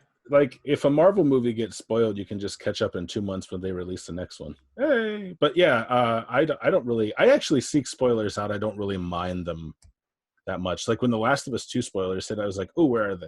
I want to see them, because actually, for me, I have a different perspective as a writer. I don't mind seeing the ending of something, because then when I go back and play, read, or watch it, I want to see if they build to that logically, or if they seem to take like a left turn somewhere. You know? When it comes to movies, I really try to avoid spoilers. I will say it depends, but like if something comes up, I'm like, yeah, okay, I'll take a look at this, especially if it's not interesting. When it comes to gaming, I have to edit so many things, either guides or reviews, that I get spoiled all the time. Yeah. So like I don't trip in the industry about Last of Us getting leaked, but somehow, and I don't want to invite this from people by even saying this, but somehow I haven't had it spoiled yet, because the people I follow on social media don't do that sort of thing. I think I'm not actively seeking it out. I don't go to 4chan. I don't really read Reddit. So like, and I would say that the chatty, we do a good job of at least having spoiler tags. Mm-hmm. So that the text doesn't spoil you in our forum, but also just I think we have like tact with how you post. Yeah. So I think I've been surprised. There was definitely a thread where people were mad about the leak. I didn't read the thread, but I know that there was a thread and people were upset, and I feel bad for the devs. So that's the thing, right? There's an interesting dynamic to this leak. This isn't like 2 weeks from release and maybe some guy in a warehouse like took it home and burned it or whatever. This is 2 months out. So there's like a 99.9% chance that this leak was internal. Yeah. And I know a little bit about Naughty Dog's culture. They've been pretty public about this, but I know some people there. And when you get hired, they stayed up front. We are a crunch culture. We don't shy away from it. If you work here, you're going to work a lot. And the thing is, like, you can be okay with that when you sign your name on the dotted line. There she is, Shackcast mascot. But the thing is, like, after this game has been delayed a couple times, people reach that breaking point. Maybe, and this is just speculation on my part, but like, why else would you, as a Naughty Dog employee who has worked 80 to 100-hour weeks on this game for months, if not years, why else would you leak it if not because you're just pissed off and disgruntled? You know? And that kind of sucks because all your peers, many of your friends, worked on this too, and it kind of sucks to have your material out there. And the thing I hate about the internet when it comes to leaks is like everyone judges the book by the cover they weren't supposed to see yet, right? They're like, oh, Last of Us 2 is going to suck because it goes in this direction according to this leak. Like, you haven't played it yet. You haven't even read a synopsis on Wikipedia. And so that just makes it harder for the developers, I think, because now people are judging this game by like a few 30-second video clips or whatever that got out there. And that sucks too. Mm-hmm. You know, like, you haven't even seen this game yet and you're already telling me that my game sucks and I've worked on this for years. Like, that's just out of context. It's so out of context, and it's just another blow to morale, and I feel terrible for them. Yeah, and also like looking at gameplay without playing the game, I can't judge anything. Yeah. I that's why I tend to avoid gaming leaks as a result, because I'm not getting anything out of it unless it's the first look at like what the graphics are going to look like, right? Like, oh my God, look at this character that we just saw for the first time or something.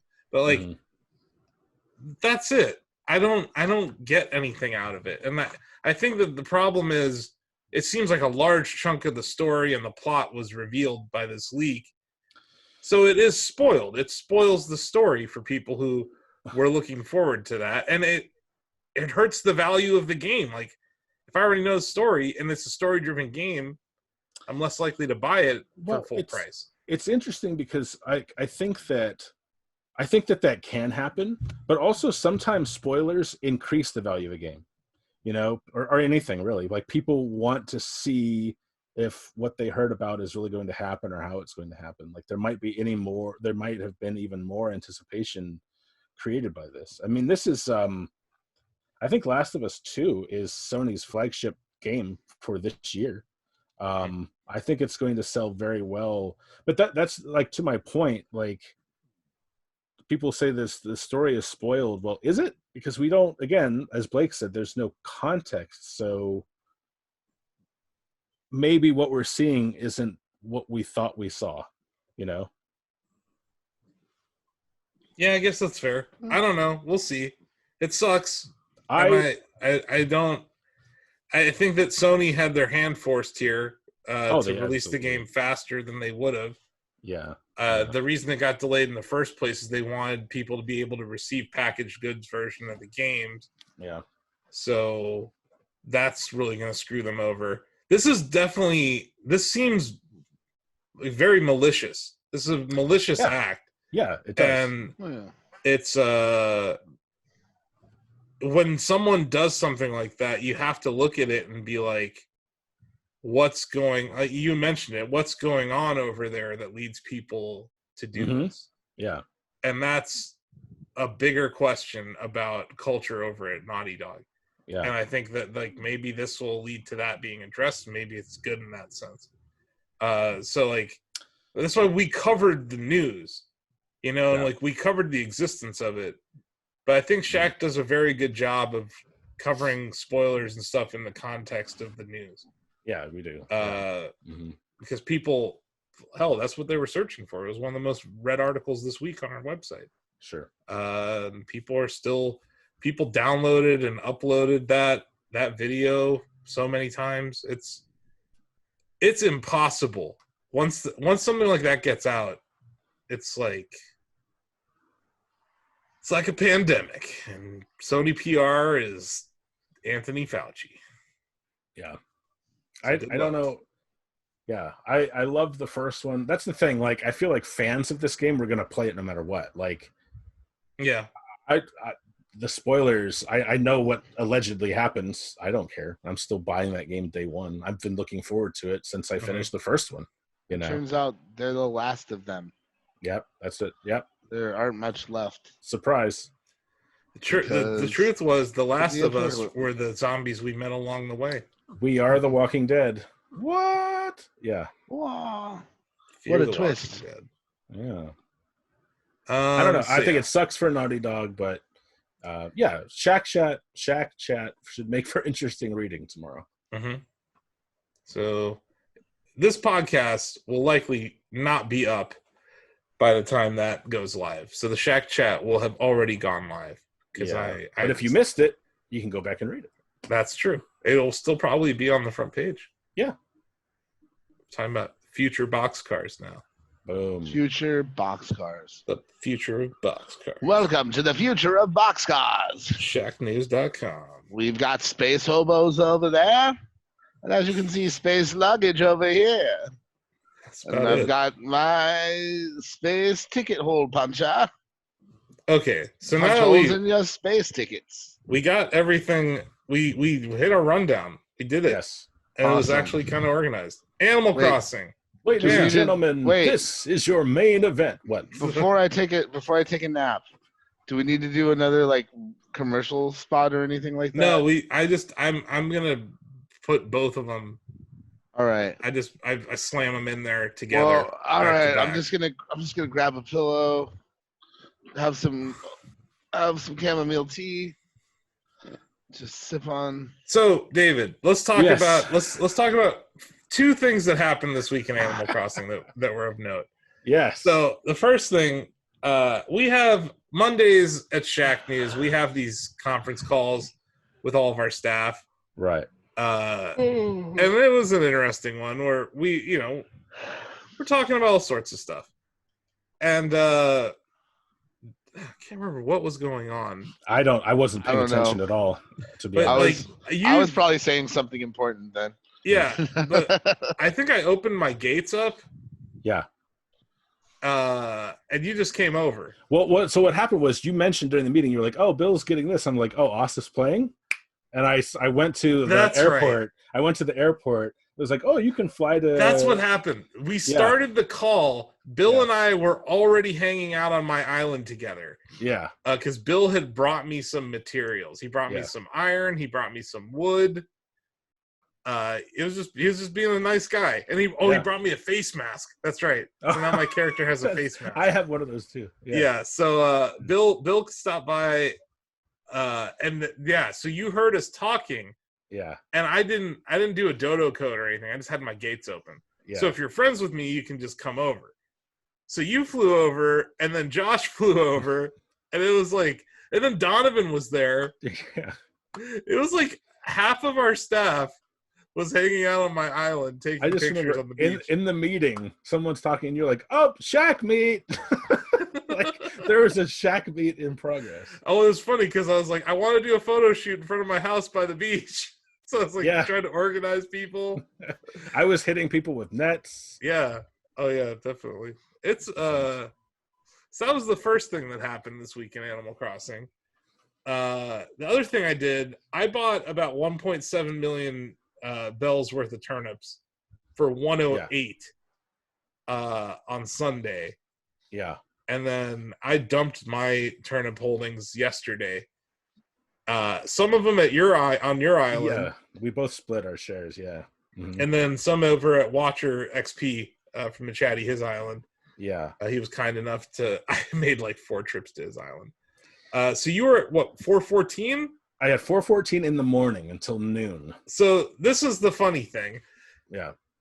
I have a weekly meeting at 11 on Wednesdays for Shacknews.com Phase 3 development, right? Mm-hmm. So I'm in the middle of this meeting, And I look in our Slack and I see this message from David that he's got 4:14 in the AM. I'm like, shit.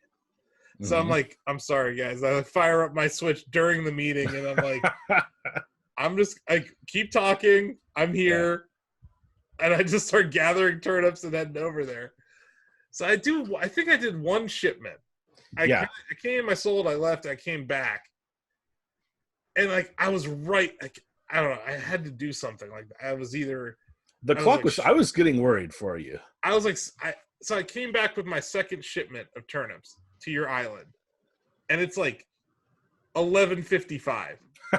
Right? Yeah. I forgot about this. And turnip prices, they change at noon.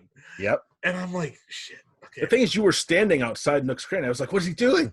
I got there, and then I know I got there, and I was like, something came up on the call. Yeah. So I had to put my Switch down, and I had to I was doing screen caps of something, because I was like trying to give them a frame of reference for something else. Yeah. So I looked down, and I'm like, it's 12:01, and I'm just sitting in front of your store. I went in and I checked the price, and it was like $167. I was like, oh. I was devastated. Yeah. But luckily, Watcher XP, his afternoon prices were $404, so it wasn't that big of a hit for me. But wait,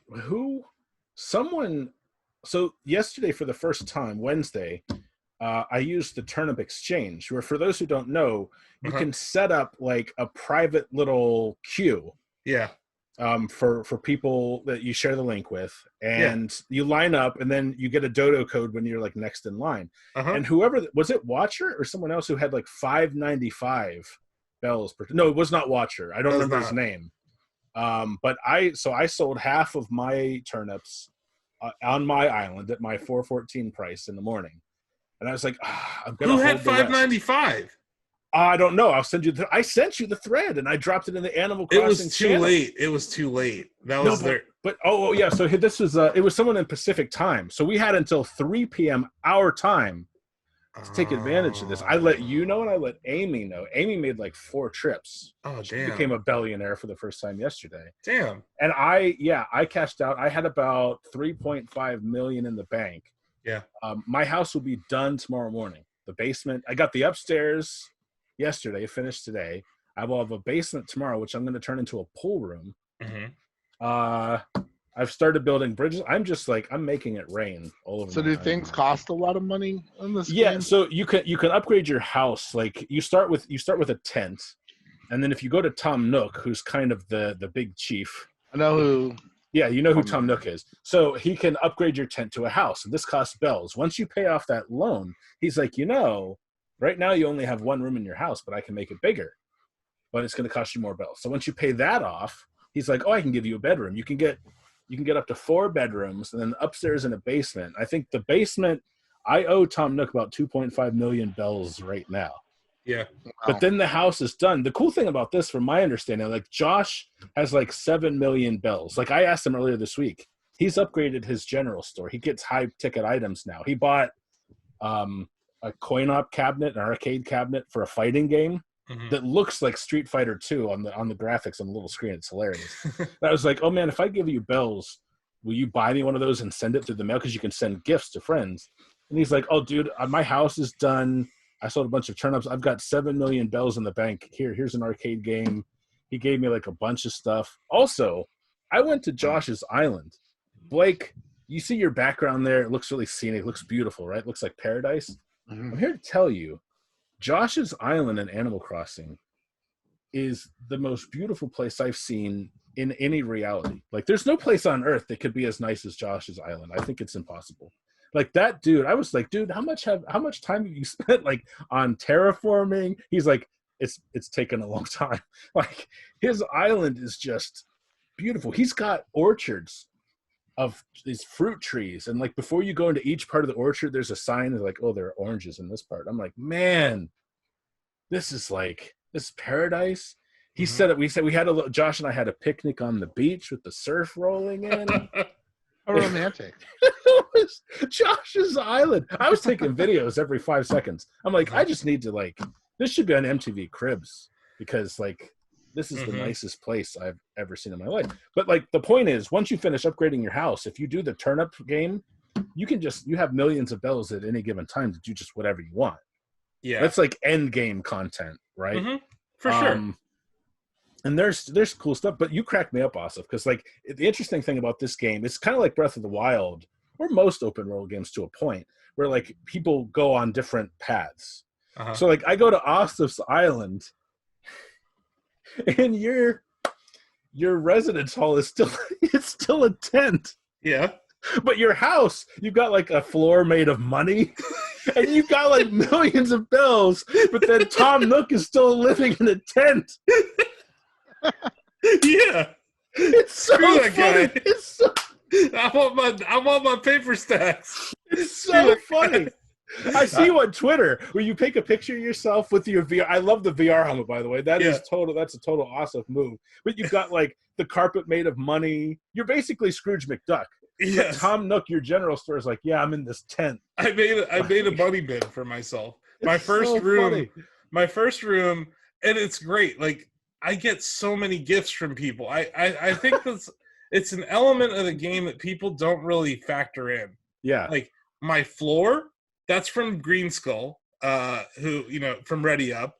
My briefcase, that was from Watcher. He gave me a gift. Yeah, you have the VR headset, that's from Josh. That's cool. The mask is from Bill. So like, yeah, people give me gifts like all the time, and like it's like, and my brother's playing it now, so like I'm giving him gifts, and like, oh man, so it's been really fun. Like that social element of helping each other, or even just having someone come to your island to sell turnips. You're helping. But yeah, fuck Tom Nook. But I will say this. His tent is being upgraded today. Like today was the day. My Nook store and the resident services thing are both being upgraded. So my Nook's Cranny is still like, that's when you start getting the high priced items. Like you can get like gaming laptops, flat screen TVs, arcade games. And my Nooks, now granted, I started a couple weeks after everybody else on staff because I was like deep into Resident Evil 3 for reviewing it and just like getting all the achievements and stuff.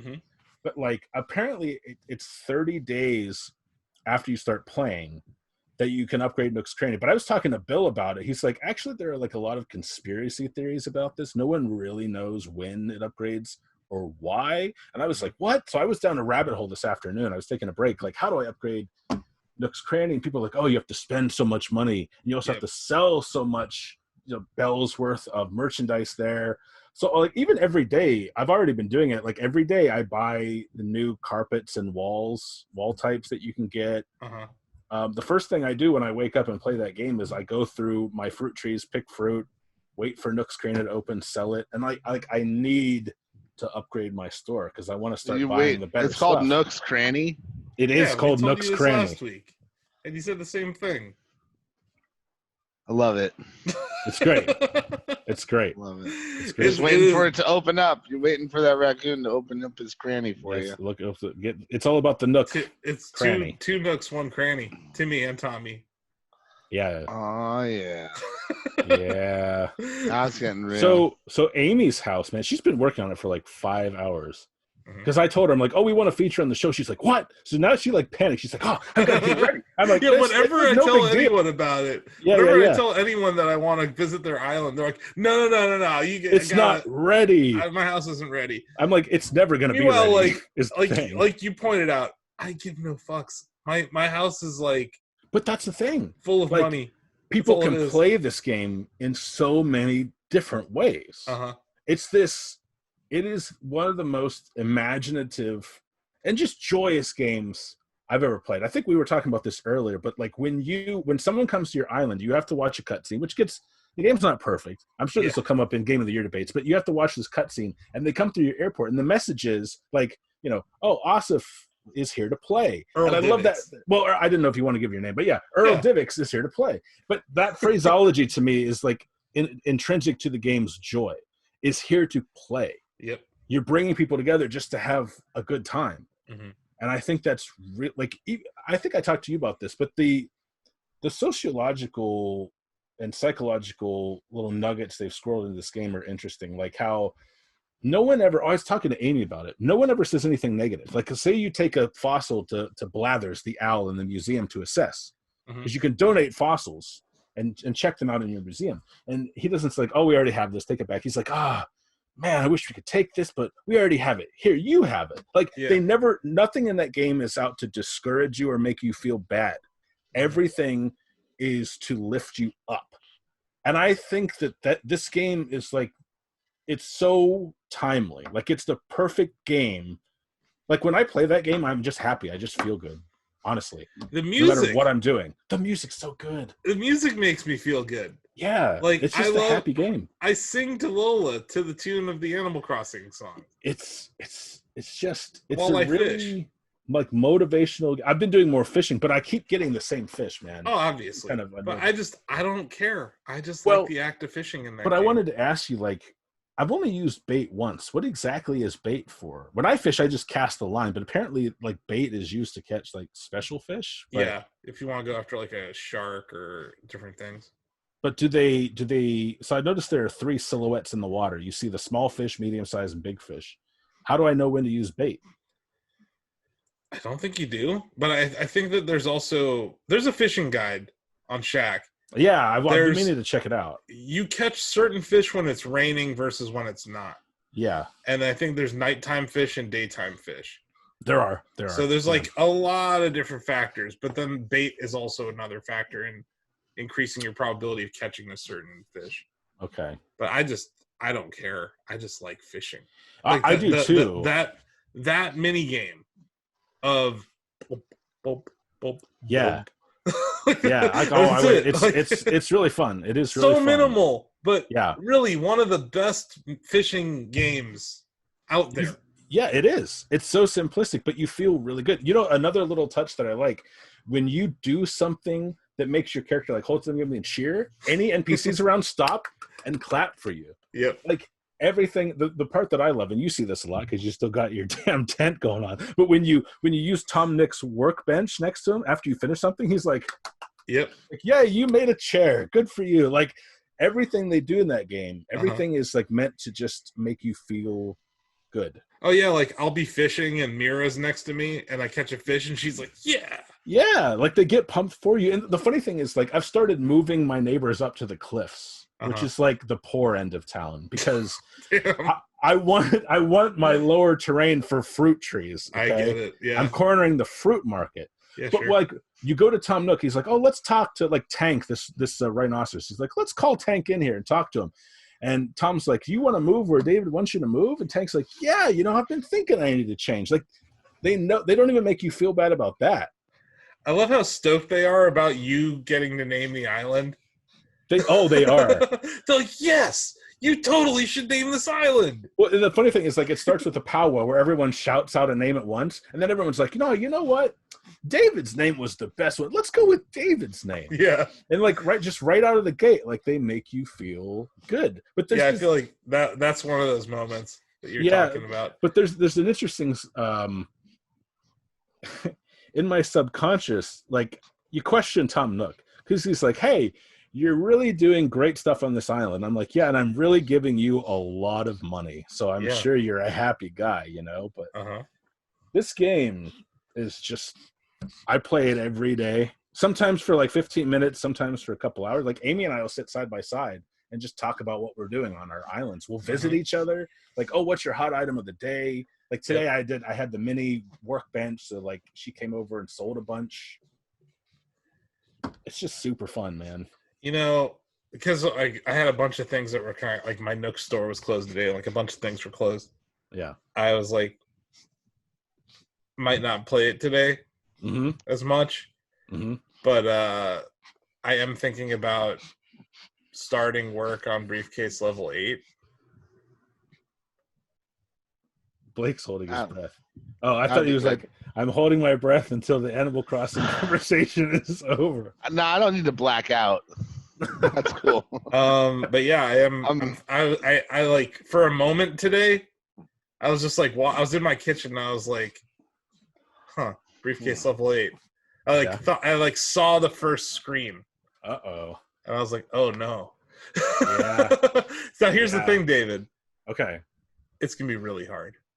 I hope so. I'm gonna make it the hardest level I've ever made in my life. There's still no spiritual successor to Briefcase Level 5, in my opinion. This is that. Now, here's the thing. Game style. Do you feel that to really be a true test of skill, it should be a 3D world or a new Super Mario Bros. Style that includes wall jumping? Or can it be Mario World?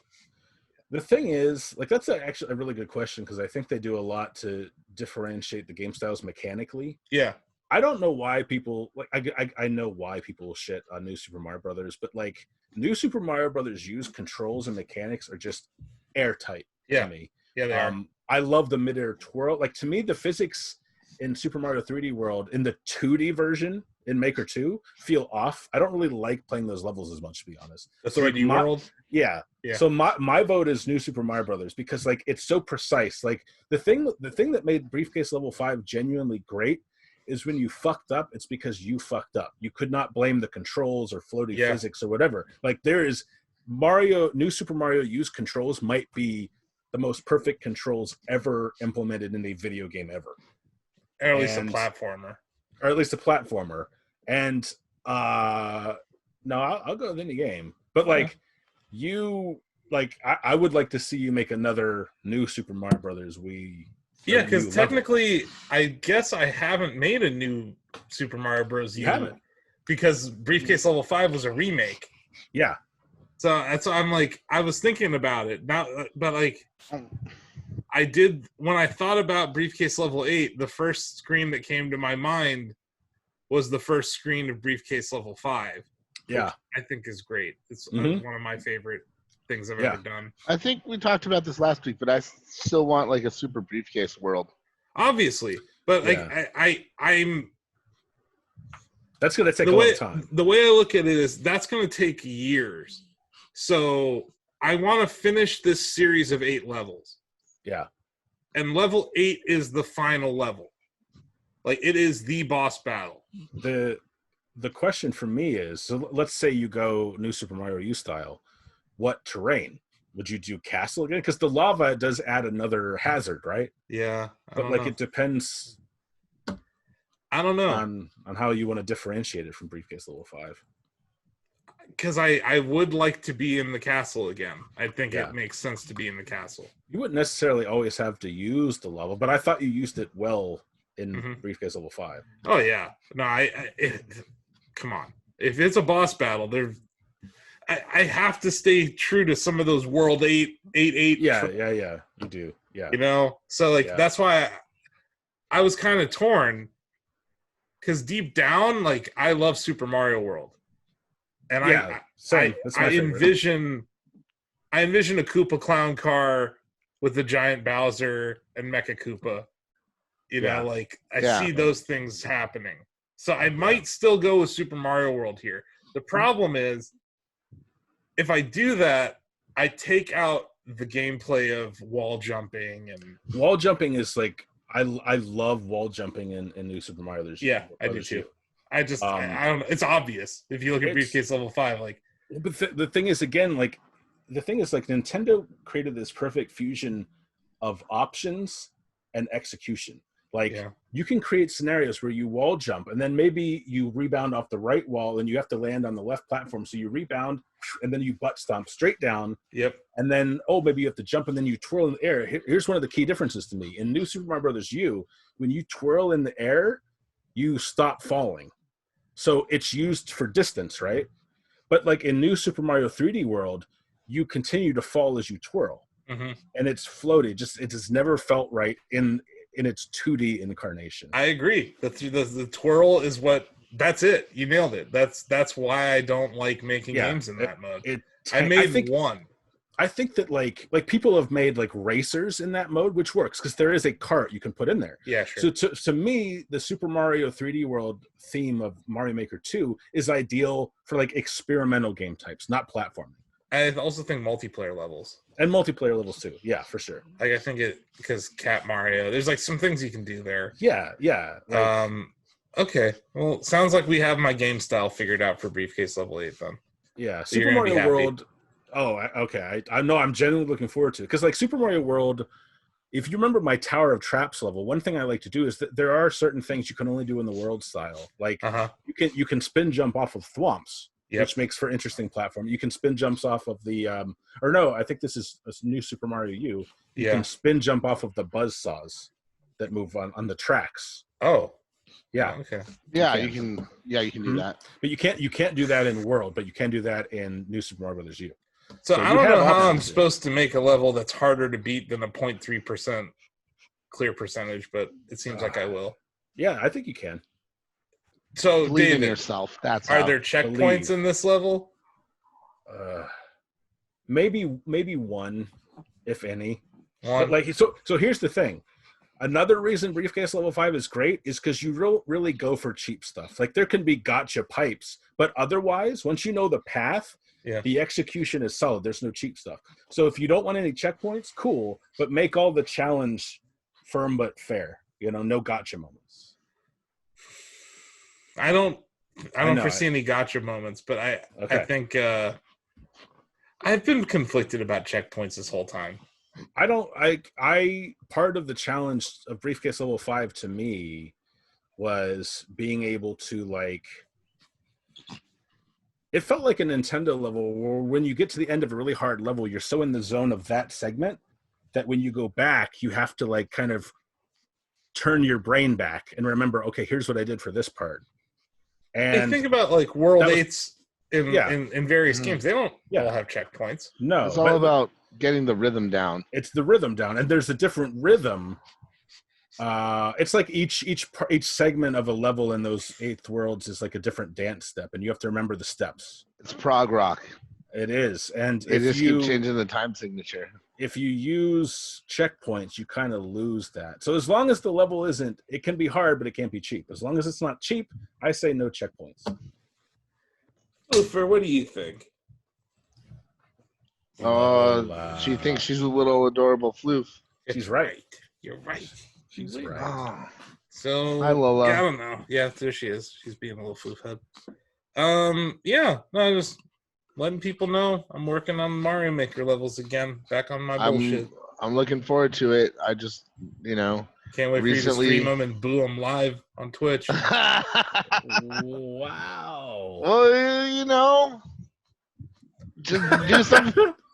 Do something once, and I never live it down, huh? That's the internet. I guess not. You didn't even go and play any of my other levels or like them or beat them. I did. I liked ones after that. I wouldn't have expected that from Rusty Claymore. You didn't see that coming from Rusty Claymore. Y'all don't know Rusty then. Oh, he's got that dark side in him. Y'all don't know Rusty. Rusty's a baller, man. Rusty don't give a fuck.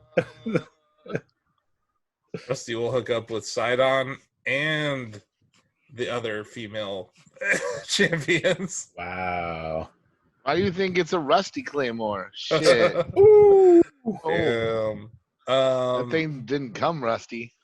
That's forged. We've just. Oh God. So I think that about wrap it up. No, let's leave it on that. That's the show. That's right. Here, have some more Lola footage. Have some more Lola floofs. I just am looking forward to more Lola footage when Asif has cameras set up 24/7. Right. Yeah, you guys are. Oh, she's jumping in and out of chroma key here, but whatever. Yeah. Shacknews, Lola, late night with Lola. Yeah, late night with Lola and terrible bandwidth. But so speaking of Twitch, go to shacknews.com for your interviews, news, reviews, previews, live streams, long reads, guides.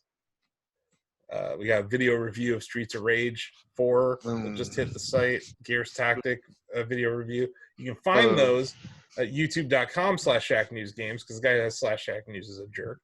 And then also youtube.com/CameraHubVideos. That's a good place to find other content. We have some toy unboxings, all sorts of good stuff going up on both of those channels. Got a lot of Lola, unboxings. you gonna go down, Boo Boo? She's like, She's excited about those toys. About to jump off of my lap. She hears toys. Okay, She's gonna go get her Mr. Bill. Okay, you want to go down? You're done with the show already? There you go. She's over it. I told you. She hates this show now. She's gonna start barking at me. Bark. Yeah. So yeah, what else? We're at Shacknews on Twitter, at Shacknews on Byte, which now has 16-second clips for some reason. It's even more time for us to. I don't think I can believe in anything. You know? Yeah, I don't. What am I supposed to do with the weather report now? What the hell, dude? That puts a lot of pressure on you. You know? I think you just make it as long as it's gonna be. You don't have to use all those seconds. You today's use as many seconds as you want. Did you like today's? But you set a high bar, so I don't. I like them all. I don't know, but anyway, I'm on Byte. I'm Army of Techno on Byte. Blake's on Byte. He's Prof Robot. David's not on Byte. He's on Twitter. He's David L. Craddock on Twitter. I'm at Techno Sucks on Twitter. Blake's at Prof Robot on Twitter. Tomorrow. And Instagram. Oh, damn it. I'm not going to have this up by then. But if you were listening to us by hacking into this Zoom conference, tomorrow is Bandcamp is doing that no royalty day for artists. So it's a good day to buy music. Wait. No royalty? Who doesn't get royalties? I'm sorry. I mean, like no. Like Bandcamp doesn't take a cut. There's no I was going to say like, sorry, okay, my bad. That sucks. Okay, yeah, okay. No store fee. No store fee. Okay. My bad. Yeah. And honestly, they're pretty reasonable to begin with. So. They are. They're like the Epic Game Store of music sales. Okay. Yeah. For them to waive that fee, it's rad. It's a good day to support independent music.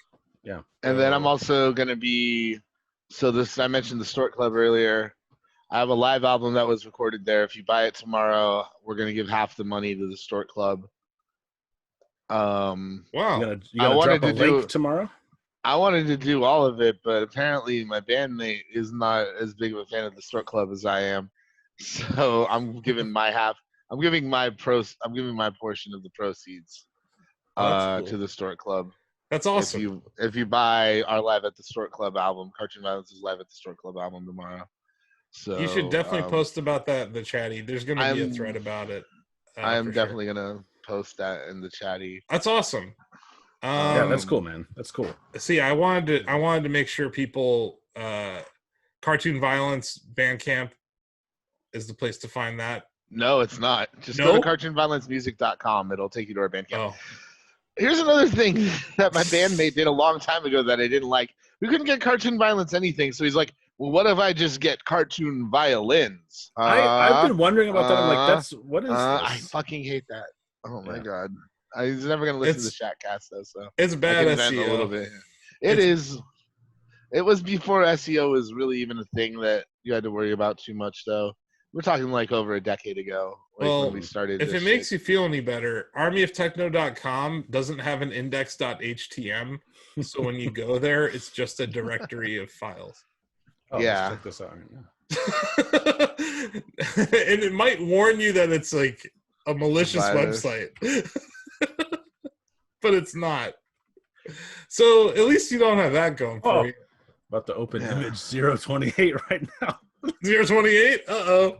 Oh, we got Asif at his table DJing. Oh yeah? Yeah. Mm-hmm. Do I have that? Is it the yellow bumper sticker era? I see you're wearing like a white t-shirt and there's like hazy. There's a lot of there's a lot of haze in this nightclub, which is not surprising for nightclubs. I mean, image 028? Yeah, I know where that is. Yeah. That was Halloween. Dude, oh shit, Asif. I'm about to put you in the hot seat. I see a folder here. Shacknews E3 party. Uh-huh. You know what this is about, don't you? Shacknews is 2 words, separate words, and the N is capitalized. Explain yourself. Okay, here's the explanation. I can explain. Shacknews threw an E3 party. You muted yourself, David. Oh, I did? Oh, Lucky you. No, never mind. Okay, go ahead. I can explain myself. Shacknews threw an E3 party. Uh-huh. Blake was there. Yeah, magically. I don't know this how. Is before, yeah, we didn't even know each other. Blake was there though. I knew Burkleton. That's right. You knew Greg. And Burkleton invited me. And then holy shit, Reggie Watts was there sitting next to me, and I was too afraid to talk to him. Back on topic, sir. Okay. So here's what happened. We had a photo booth, right? Yeah. Those people did not know how to spell Shacknews. So I just drag and drop that folder to my FTP. And that explains why there's a space there. I can rename it. It does. And a capital N. And a capital N. It's a space and it's all bad. I agree. I'm going to screenshot this right now. For posterity. Did you go to armyoftekno.com/Balmer? That's a good one. Balmer? Yeah. Or Balmer, like Michael. Like Steve Ballmer. Okay. But anyway, there's plenty of garbage on that website that you can go look at. Don't go there. Army of Techno is a bad website. Oh, you could also go to kidseyfree.bandcamp.com. There's that. That's actually my solo stuff, and it's like nothing like Cartoon Violence. It's folkish surf punk, I guess. I got a really great cover of Britney Spears' "Toxic" up there. Like I ain't even messing around. Like that shit has gotten me laid countless of times. Most impressive. Not that that's what music is all about, but I'm just saying it's a good cover. If like, look at me, like just take a good look at this, and be like, that guy did a Britney Spears song and girls wanted to smooch him. Like that must be a really good fucking cover. Like I don't know. All I'm saying. I saw a girl walk up to you during a song and kiss you on the lips. I know, and I'm so ugly, and she did that. Come on now. Don't I saw it. Down on I saw it. It was a magical moment in Kyoto. And that club is also struggling. Cafe La Siesta is. Yeah, god damn. I want to give all these people. I have no money to give these people. We can't save all my fucking money. I really wish I could. It is like losing a lot of friends all at once, man. It is like I don't know. You're stuck in a fucking flood or something. You're just trying to hold on to everybody, but people keep slipping. It's like being the rock biter in the never-ending story. Yeah. These look like such big, strong hands, right? But I can't hold on to all my friends. I can't hold on to like everybody, but like I'm gonna do my damnedest for the Stork Club because I don't know. They've treated me well over the years. I consider them like my home, my home base, you know. And it's not looking good, but I'm gonna try. I'm gonna try for them at the very, very least. Even if I can't try for everybody else, I want to try for it. Like I'm gonna try for the Stork Club. Well. On that cheerful note. Yeah, I guess, I don't know. What else was I listing off? Click the fucking Go to links. Facebook. Yeah, that's right. Go to Facebook. Yeah. Speaking of Star Club, you know what's hip, kids? Facebook. You know, go to Facebook? Facebook.com/Shacknews. Apparently, people go there. I don't know, like one person interacts with that feed. Our Twitter is definitely where it's at. Yeah, and then I'll do our soapbox real quick. If you're on the internet, which you probably are because you're listening to us through a series of tubes, say you're on, I don't know, Twitter, and you see Elon Musk, and he tweets something like, "Free America now!" Before you hit retweet, maybe think about the jaboofer that is tweeting. Think about how he's a billionaire douchebag who is convinced that he has to keep his share price up to have his options vest. And that's more important than the public health. So consider that. He's talking about the Fremont. That's just down the street from me, technically. That's like a 30-minute drive away from here. So you want to come down here, Mr. Musk? You want to come down here and tell us what to do in the Bay Area, Mr. Tough Guy? Mr. Millionaire, why don't you give me some of that millionaire money? I can cram it right up your butthole for you. But anyway, when Elon's sharing fake news, just click the link, read the link, consider the source, maybe do your own independent research. Go back and read about the Spanish flu and the second spike that occurred. Read about how flattening the curve has worked and how there's this cognitive dissonance that occurs when it's working, that it wasn't that big of a deal to begin with. But in reality, if we didn't do these things, it would have been a big deal. So it's this weird tautological argument that we find ourselves in. And most people are too stupid to realize what we're actually dealing with. What's depressing is that there's billionaires out there with millions of followers on Twitter, and they're manipulating you into sharing things for their own best interest. Money. So shut the fuck up, Elon. Yes. Stop tweeting. Click the link, everybody else. And go Sexy Bill the Cameraman's Extra Mile if you really want to. Find the source. Think about, oh, that's an interesting story. It confirms my bias, but what's the source? Always get that source sauce. It's super important, especially in the time of fake news and the Reopen America movement. And like, it's not that I understand. I get it. Yeah. Why people are mad. But there's a right way. There's a right way to go. But we've already suffered so much. Why would we squander all this suffering just for a paycheck? Like, has this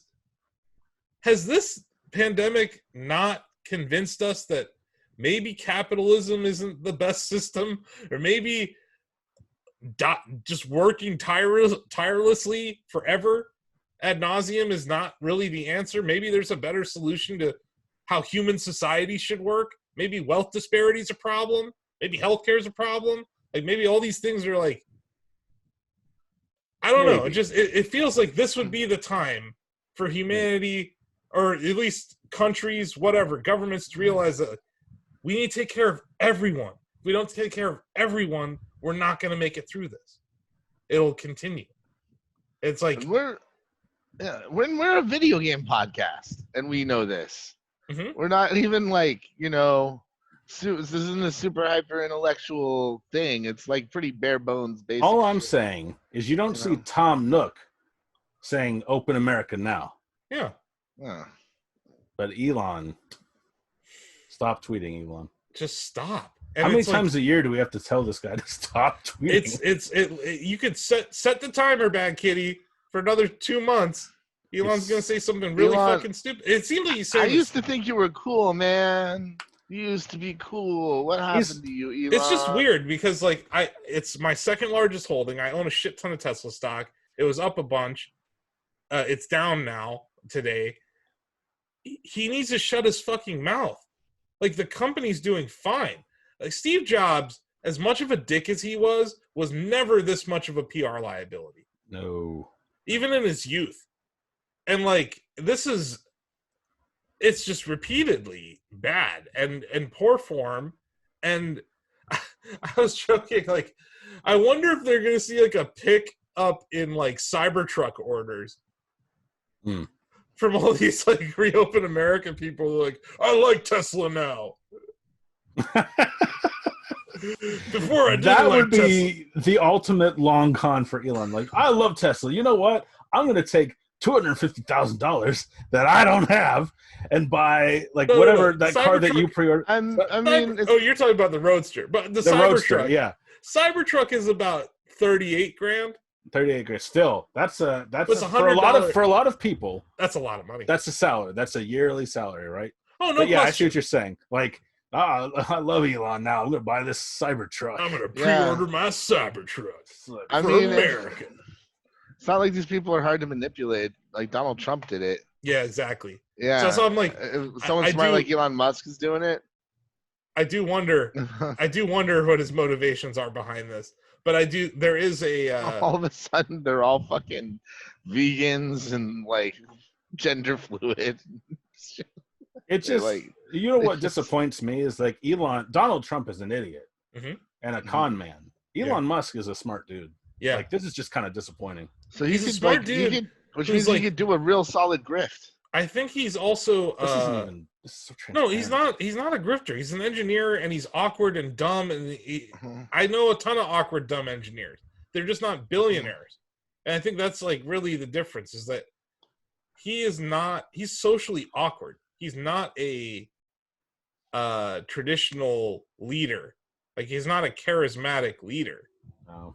It's that he's leading because of what he's done. And if he just let his actions speak, he'd be a much more inspiring leader than how he behaves so frequently. And it just sucks, because like, I still believe in the company, I still love the product, but man, I don't like Elon Musk today.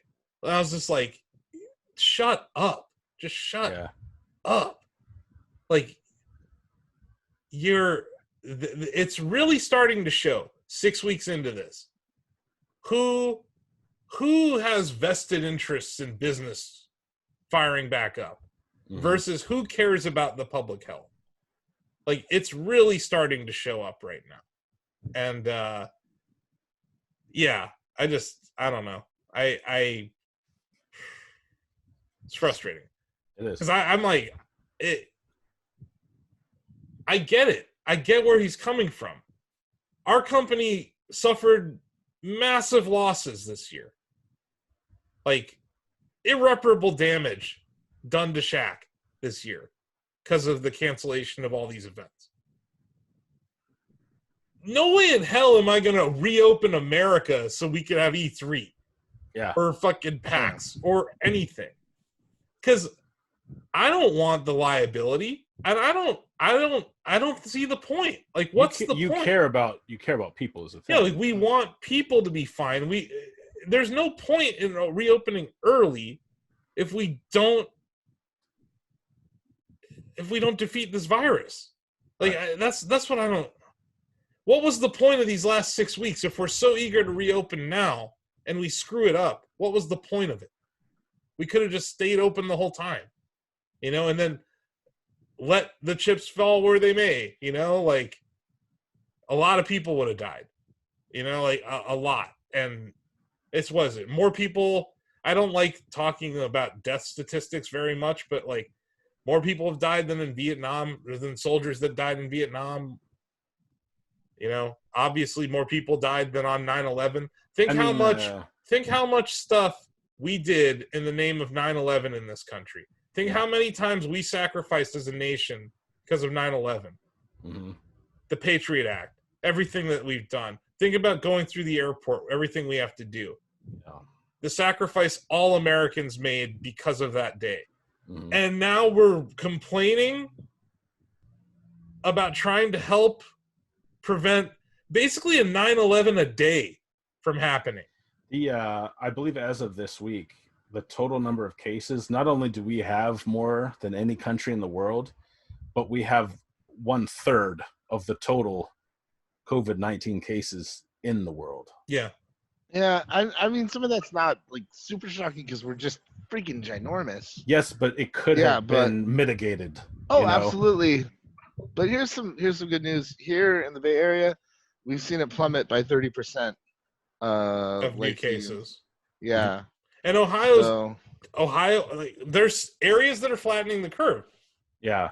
My point is, this is that moment.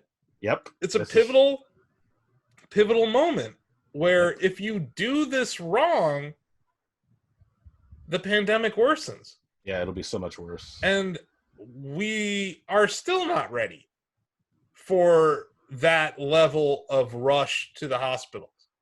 So it's like, and now you have doctors and nurses and everyone they've been working their asses off for 6 weeks straight.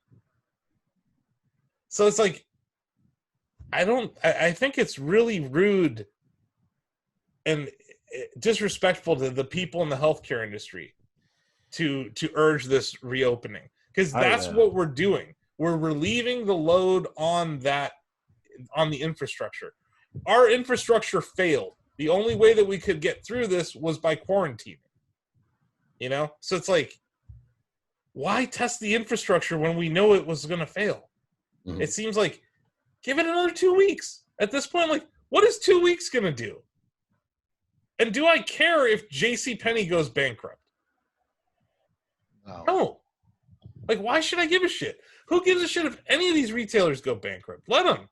Like, Shacknews didn't take any bailout money. I keep saying it. But, like, we probably couldn't have qualified for it anyway. But, like, why even try? Like, I'm a capitalist. I'm an entrepreneur. Like, I know the risk I took when I bought the website. I know my P&L. I know my cash flow burn. I knew that going into the year. You know, so like, why do we have to bail out everyone? Why do we have to care about all these different companies? I get that the unemployment data is already there. You know, the damage has been done. So why now are we so hell-bent on reopening? It really feels like a mental thing. It feels like a psychological thing that's happening with some people that are just stir crazy. It's not. And there are people stoking those flames. Yeah, you know, there are people gaslighting people who really are most in need of the economy to reopen, like who are feeling the most desperate. And that's the thing. Like you said this too. I sympathize with them, but if we do this now, it will be so much worse. Yeah, you know. But so I don't know. That was my random click the link soapbox. Apparently, that the too long didn't listen is fuck you, Elon. Stop tweeting, please. Stop tweeting, Elon. Holy shit, just stop. And it's always late at night. He's like smoking weed at like 3 in the morning. He's taking Ambien with Roseanne. Yeah, and he is. He Roseanne's just sitting there, be like, "Do it, Elon. Fucking do it. Let him know." I think he broke up with Grimes, or maybe he's still with Grimes. I thought they were having a little baby or whatever. Who knows? Anyway, enough. Sorry, Elon, stop. Just stop. And I don't know. God, it's hard for this podcast not to be about the pandemic. Everything is on everybody's mind. It's what everybody's thinking about. So, like, there's going to be this era related to it at the very least. There's going to be like an era of this podcast where it has like a cloud over it of the pandemic, and it's something that I think that's healthy. Fine. That's natural. Yeah, it's fine, and it's been really nice to have outlets for our staff to at least talk about it. Like, our production value is just slightly below that of the Conan O'Brien show right now. Yeah, I know. Like, isn't that hilarious? That's something to think about. You know, the bar has been lowered in a lot of ways for everybody, and it's totally cool. It's totally absolutely fine. We'll maybe get back to the way it was before, and if not, we're doing okay, people. I don't know. I don't know if we're gonna get back to. Oh, neither do I. I don't know what we're gonna get back to. You know, I think that's the problem. Like, we're in this uncertainty. Like, maybe we get to march forward then. Maybe we actually get to march forward a little bit. Wouldn't that be nice? I don't know. I'm not so sure what we're doing and like when. Oh yeah. I know that Ohio's opening up though, right, David? Like in 2 weeks. Yeah, he's. I think Governor DeWine said they're going to do it in steps. Like these businesses open on these days, these businesses open, but it's still a little disappointing, you know.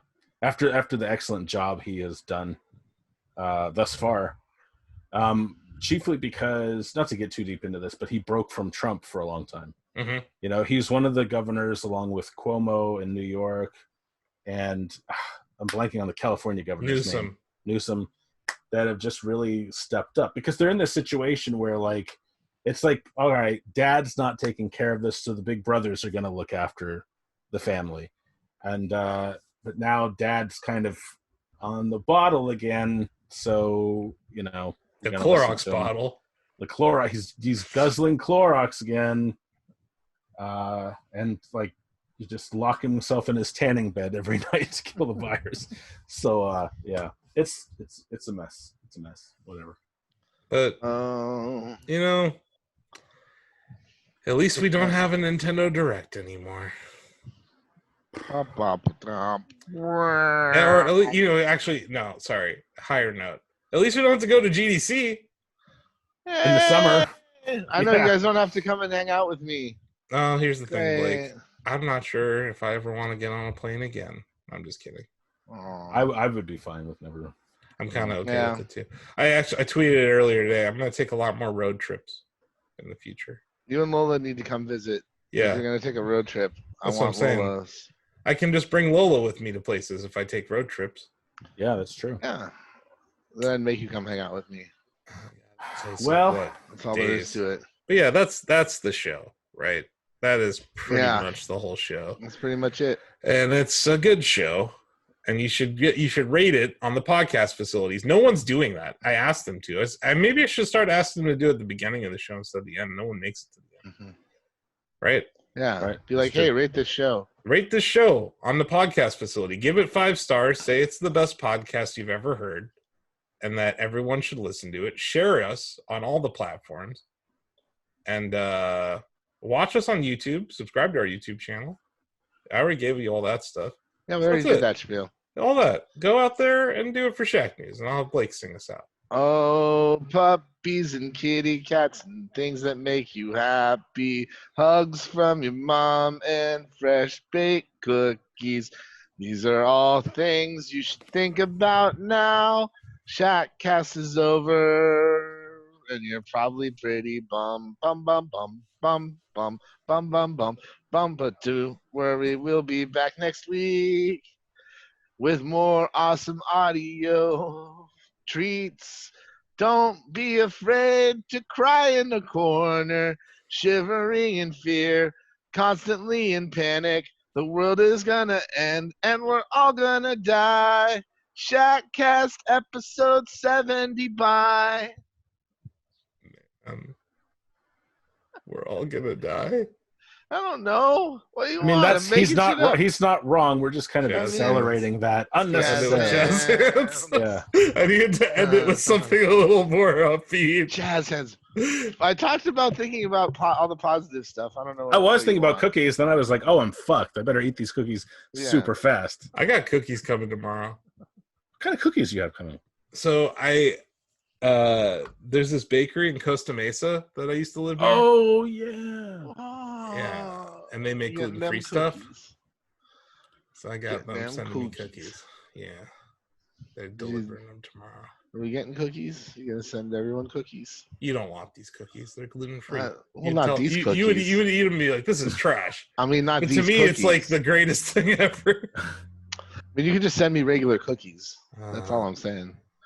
For a while, there was this great delivery service called Mrs. Munchies, and it was just fresh baked cookies and milk and brownies, and like that was it. There was like a late night delivery service. That's amazing. You remember DEF CON Yum? Dr. Mikey, he had a thing called DEF CON Yum. I don't know. All right, I'm gonna stop recording.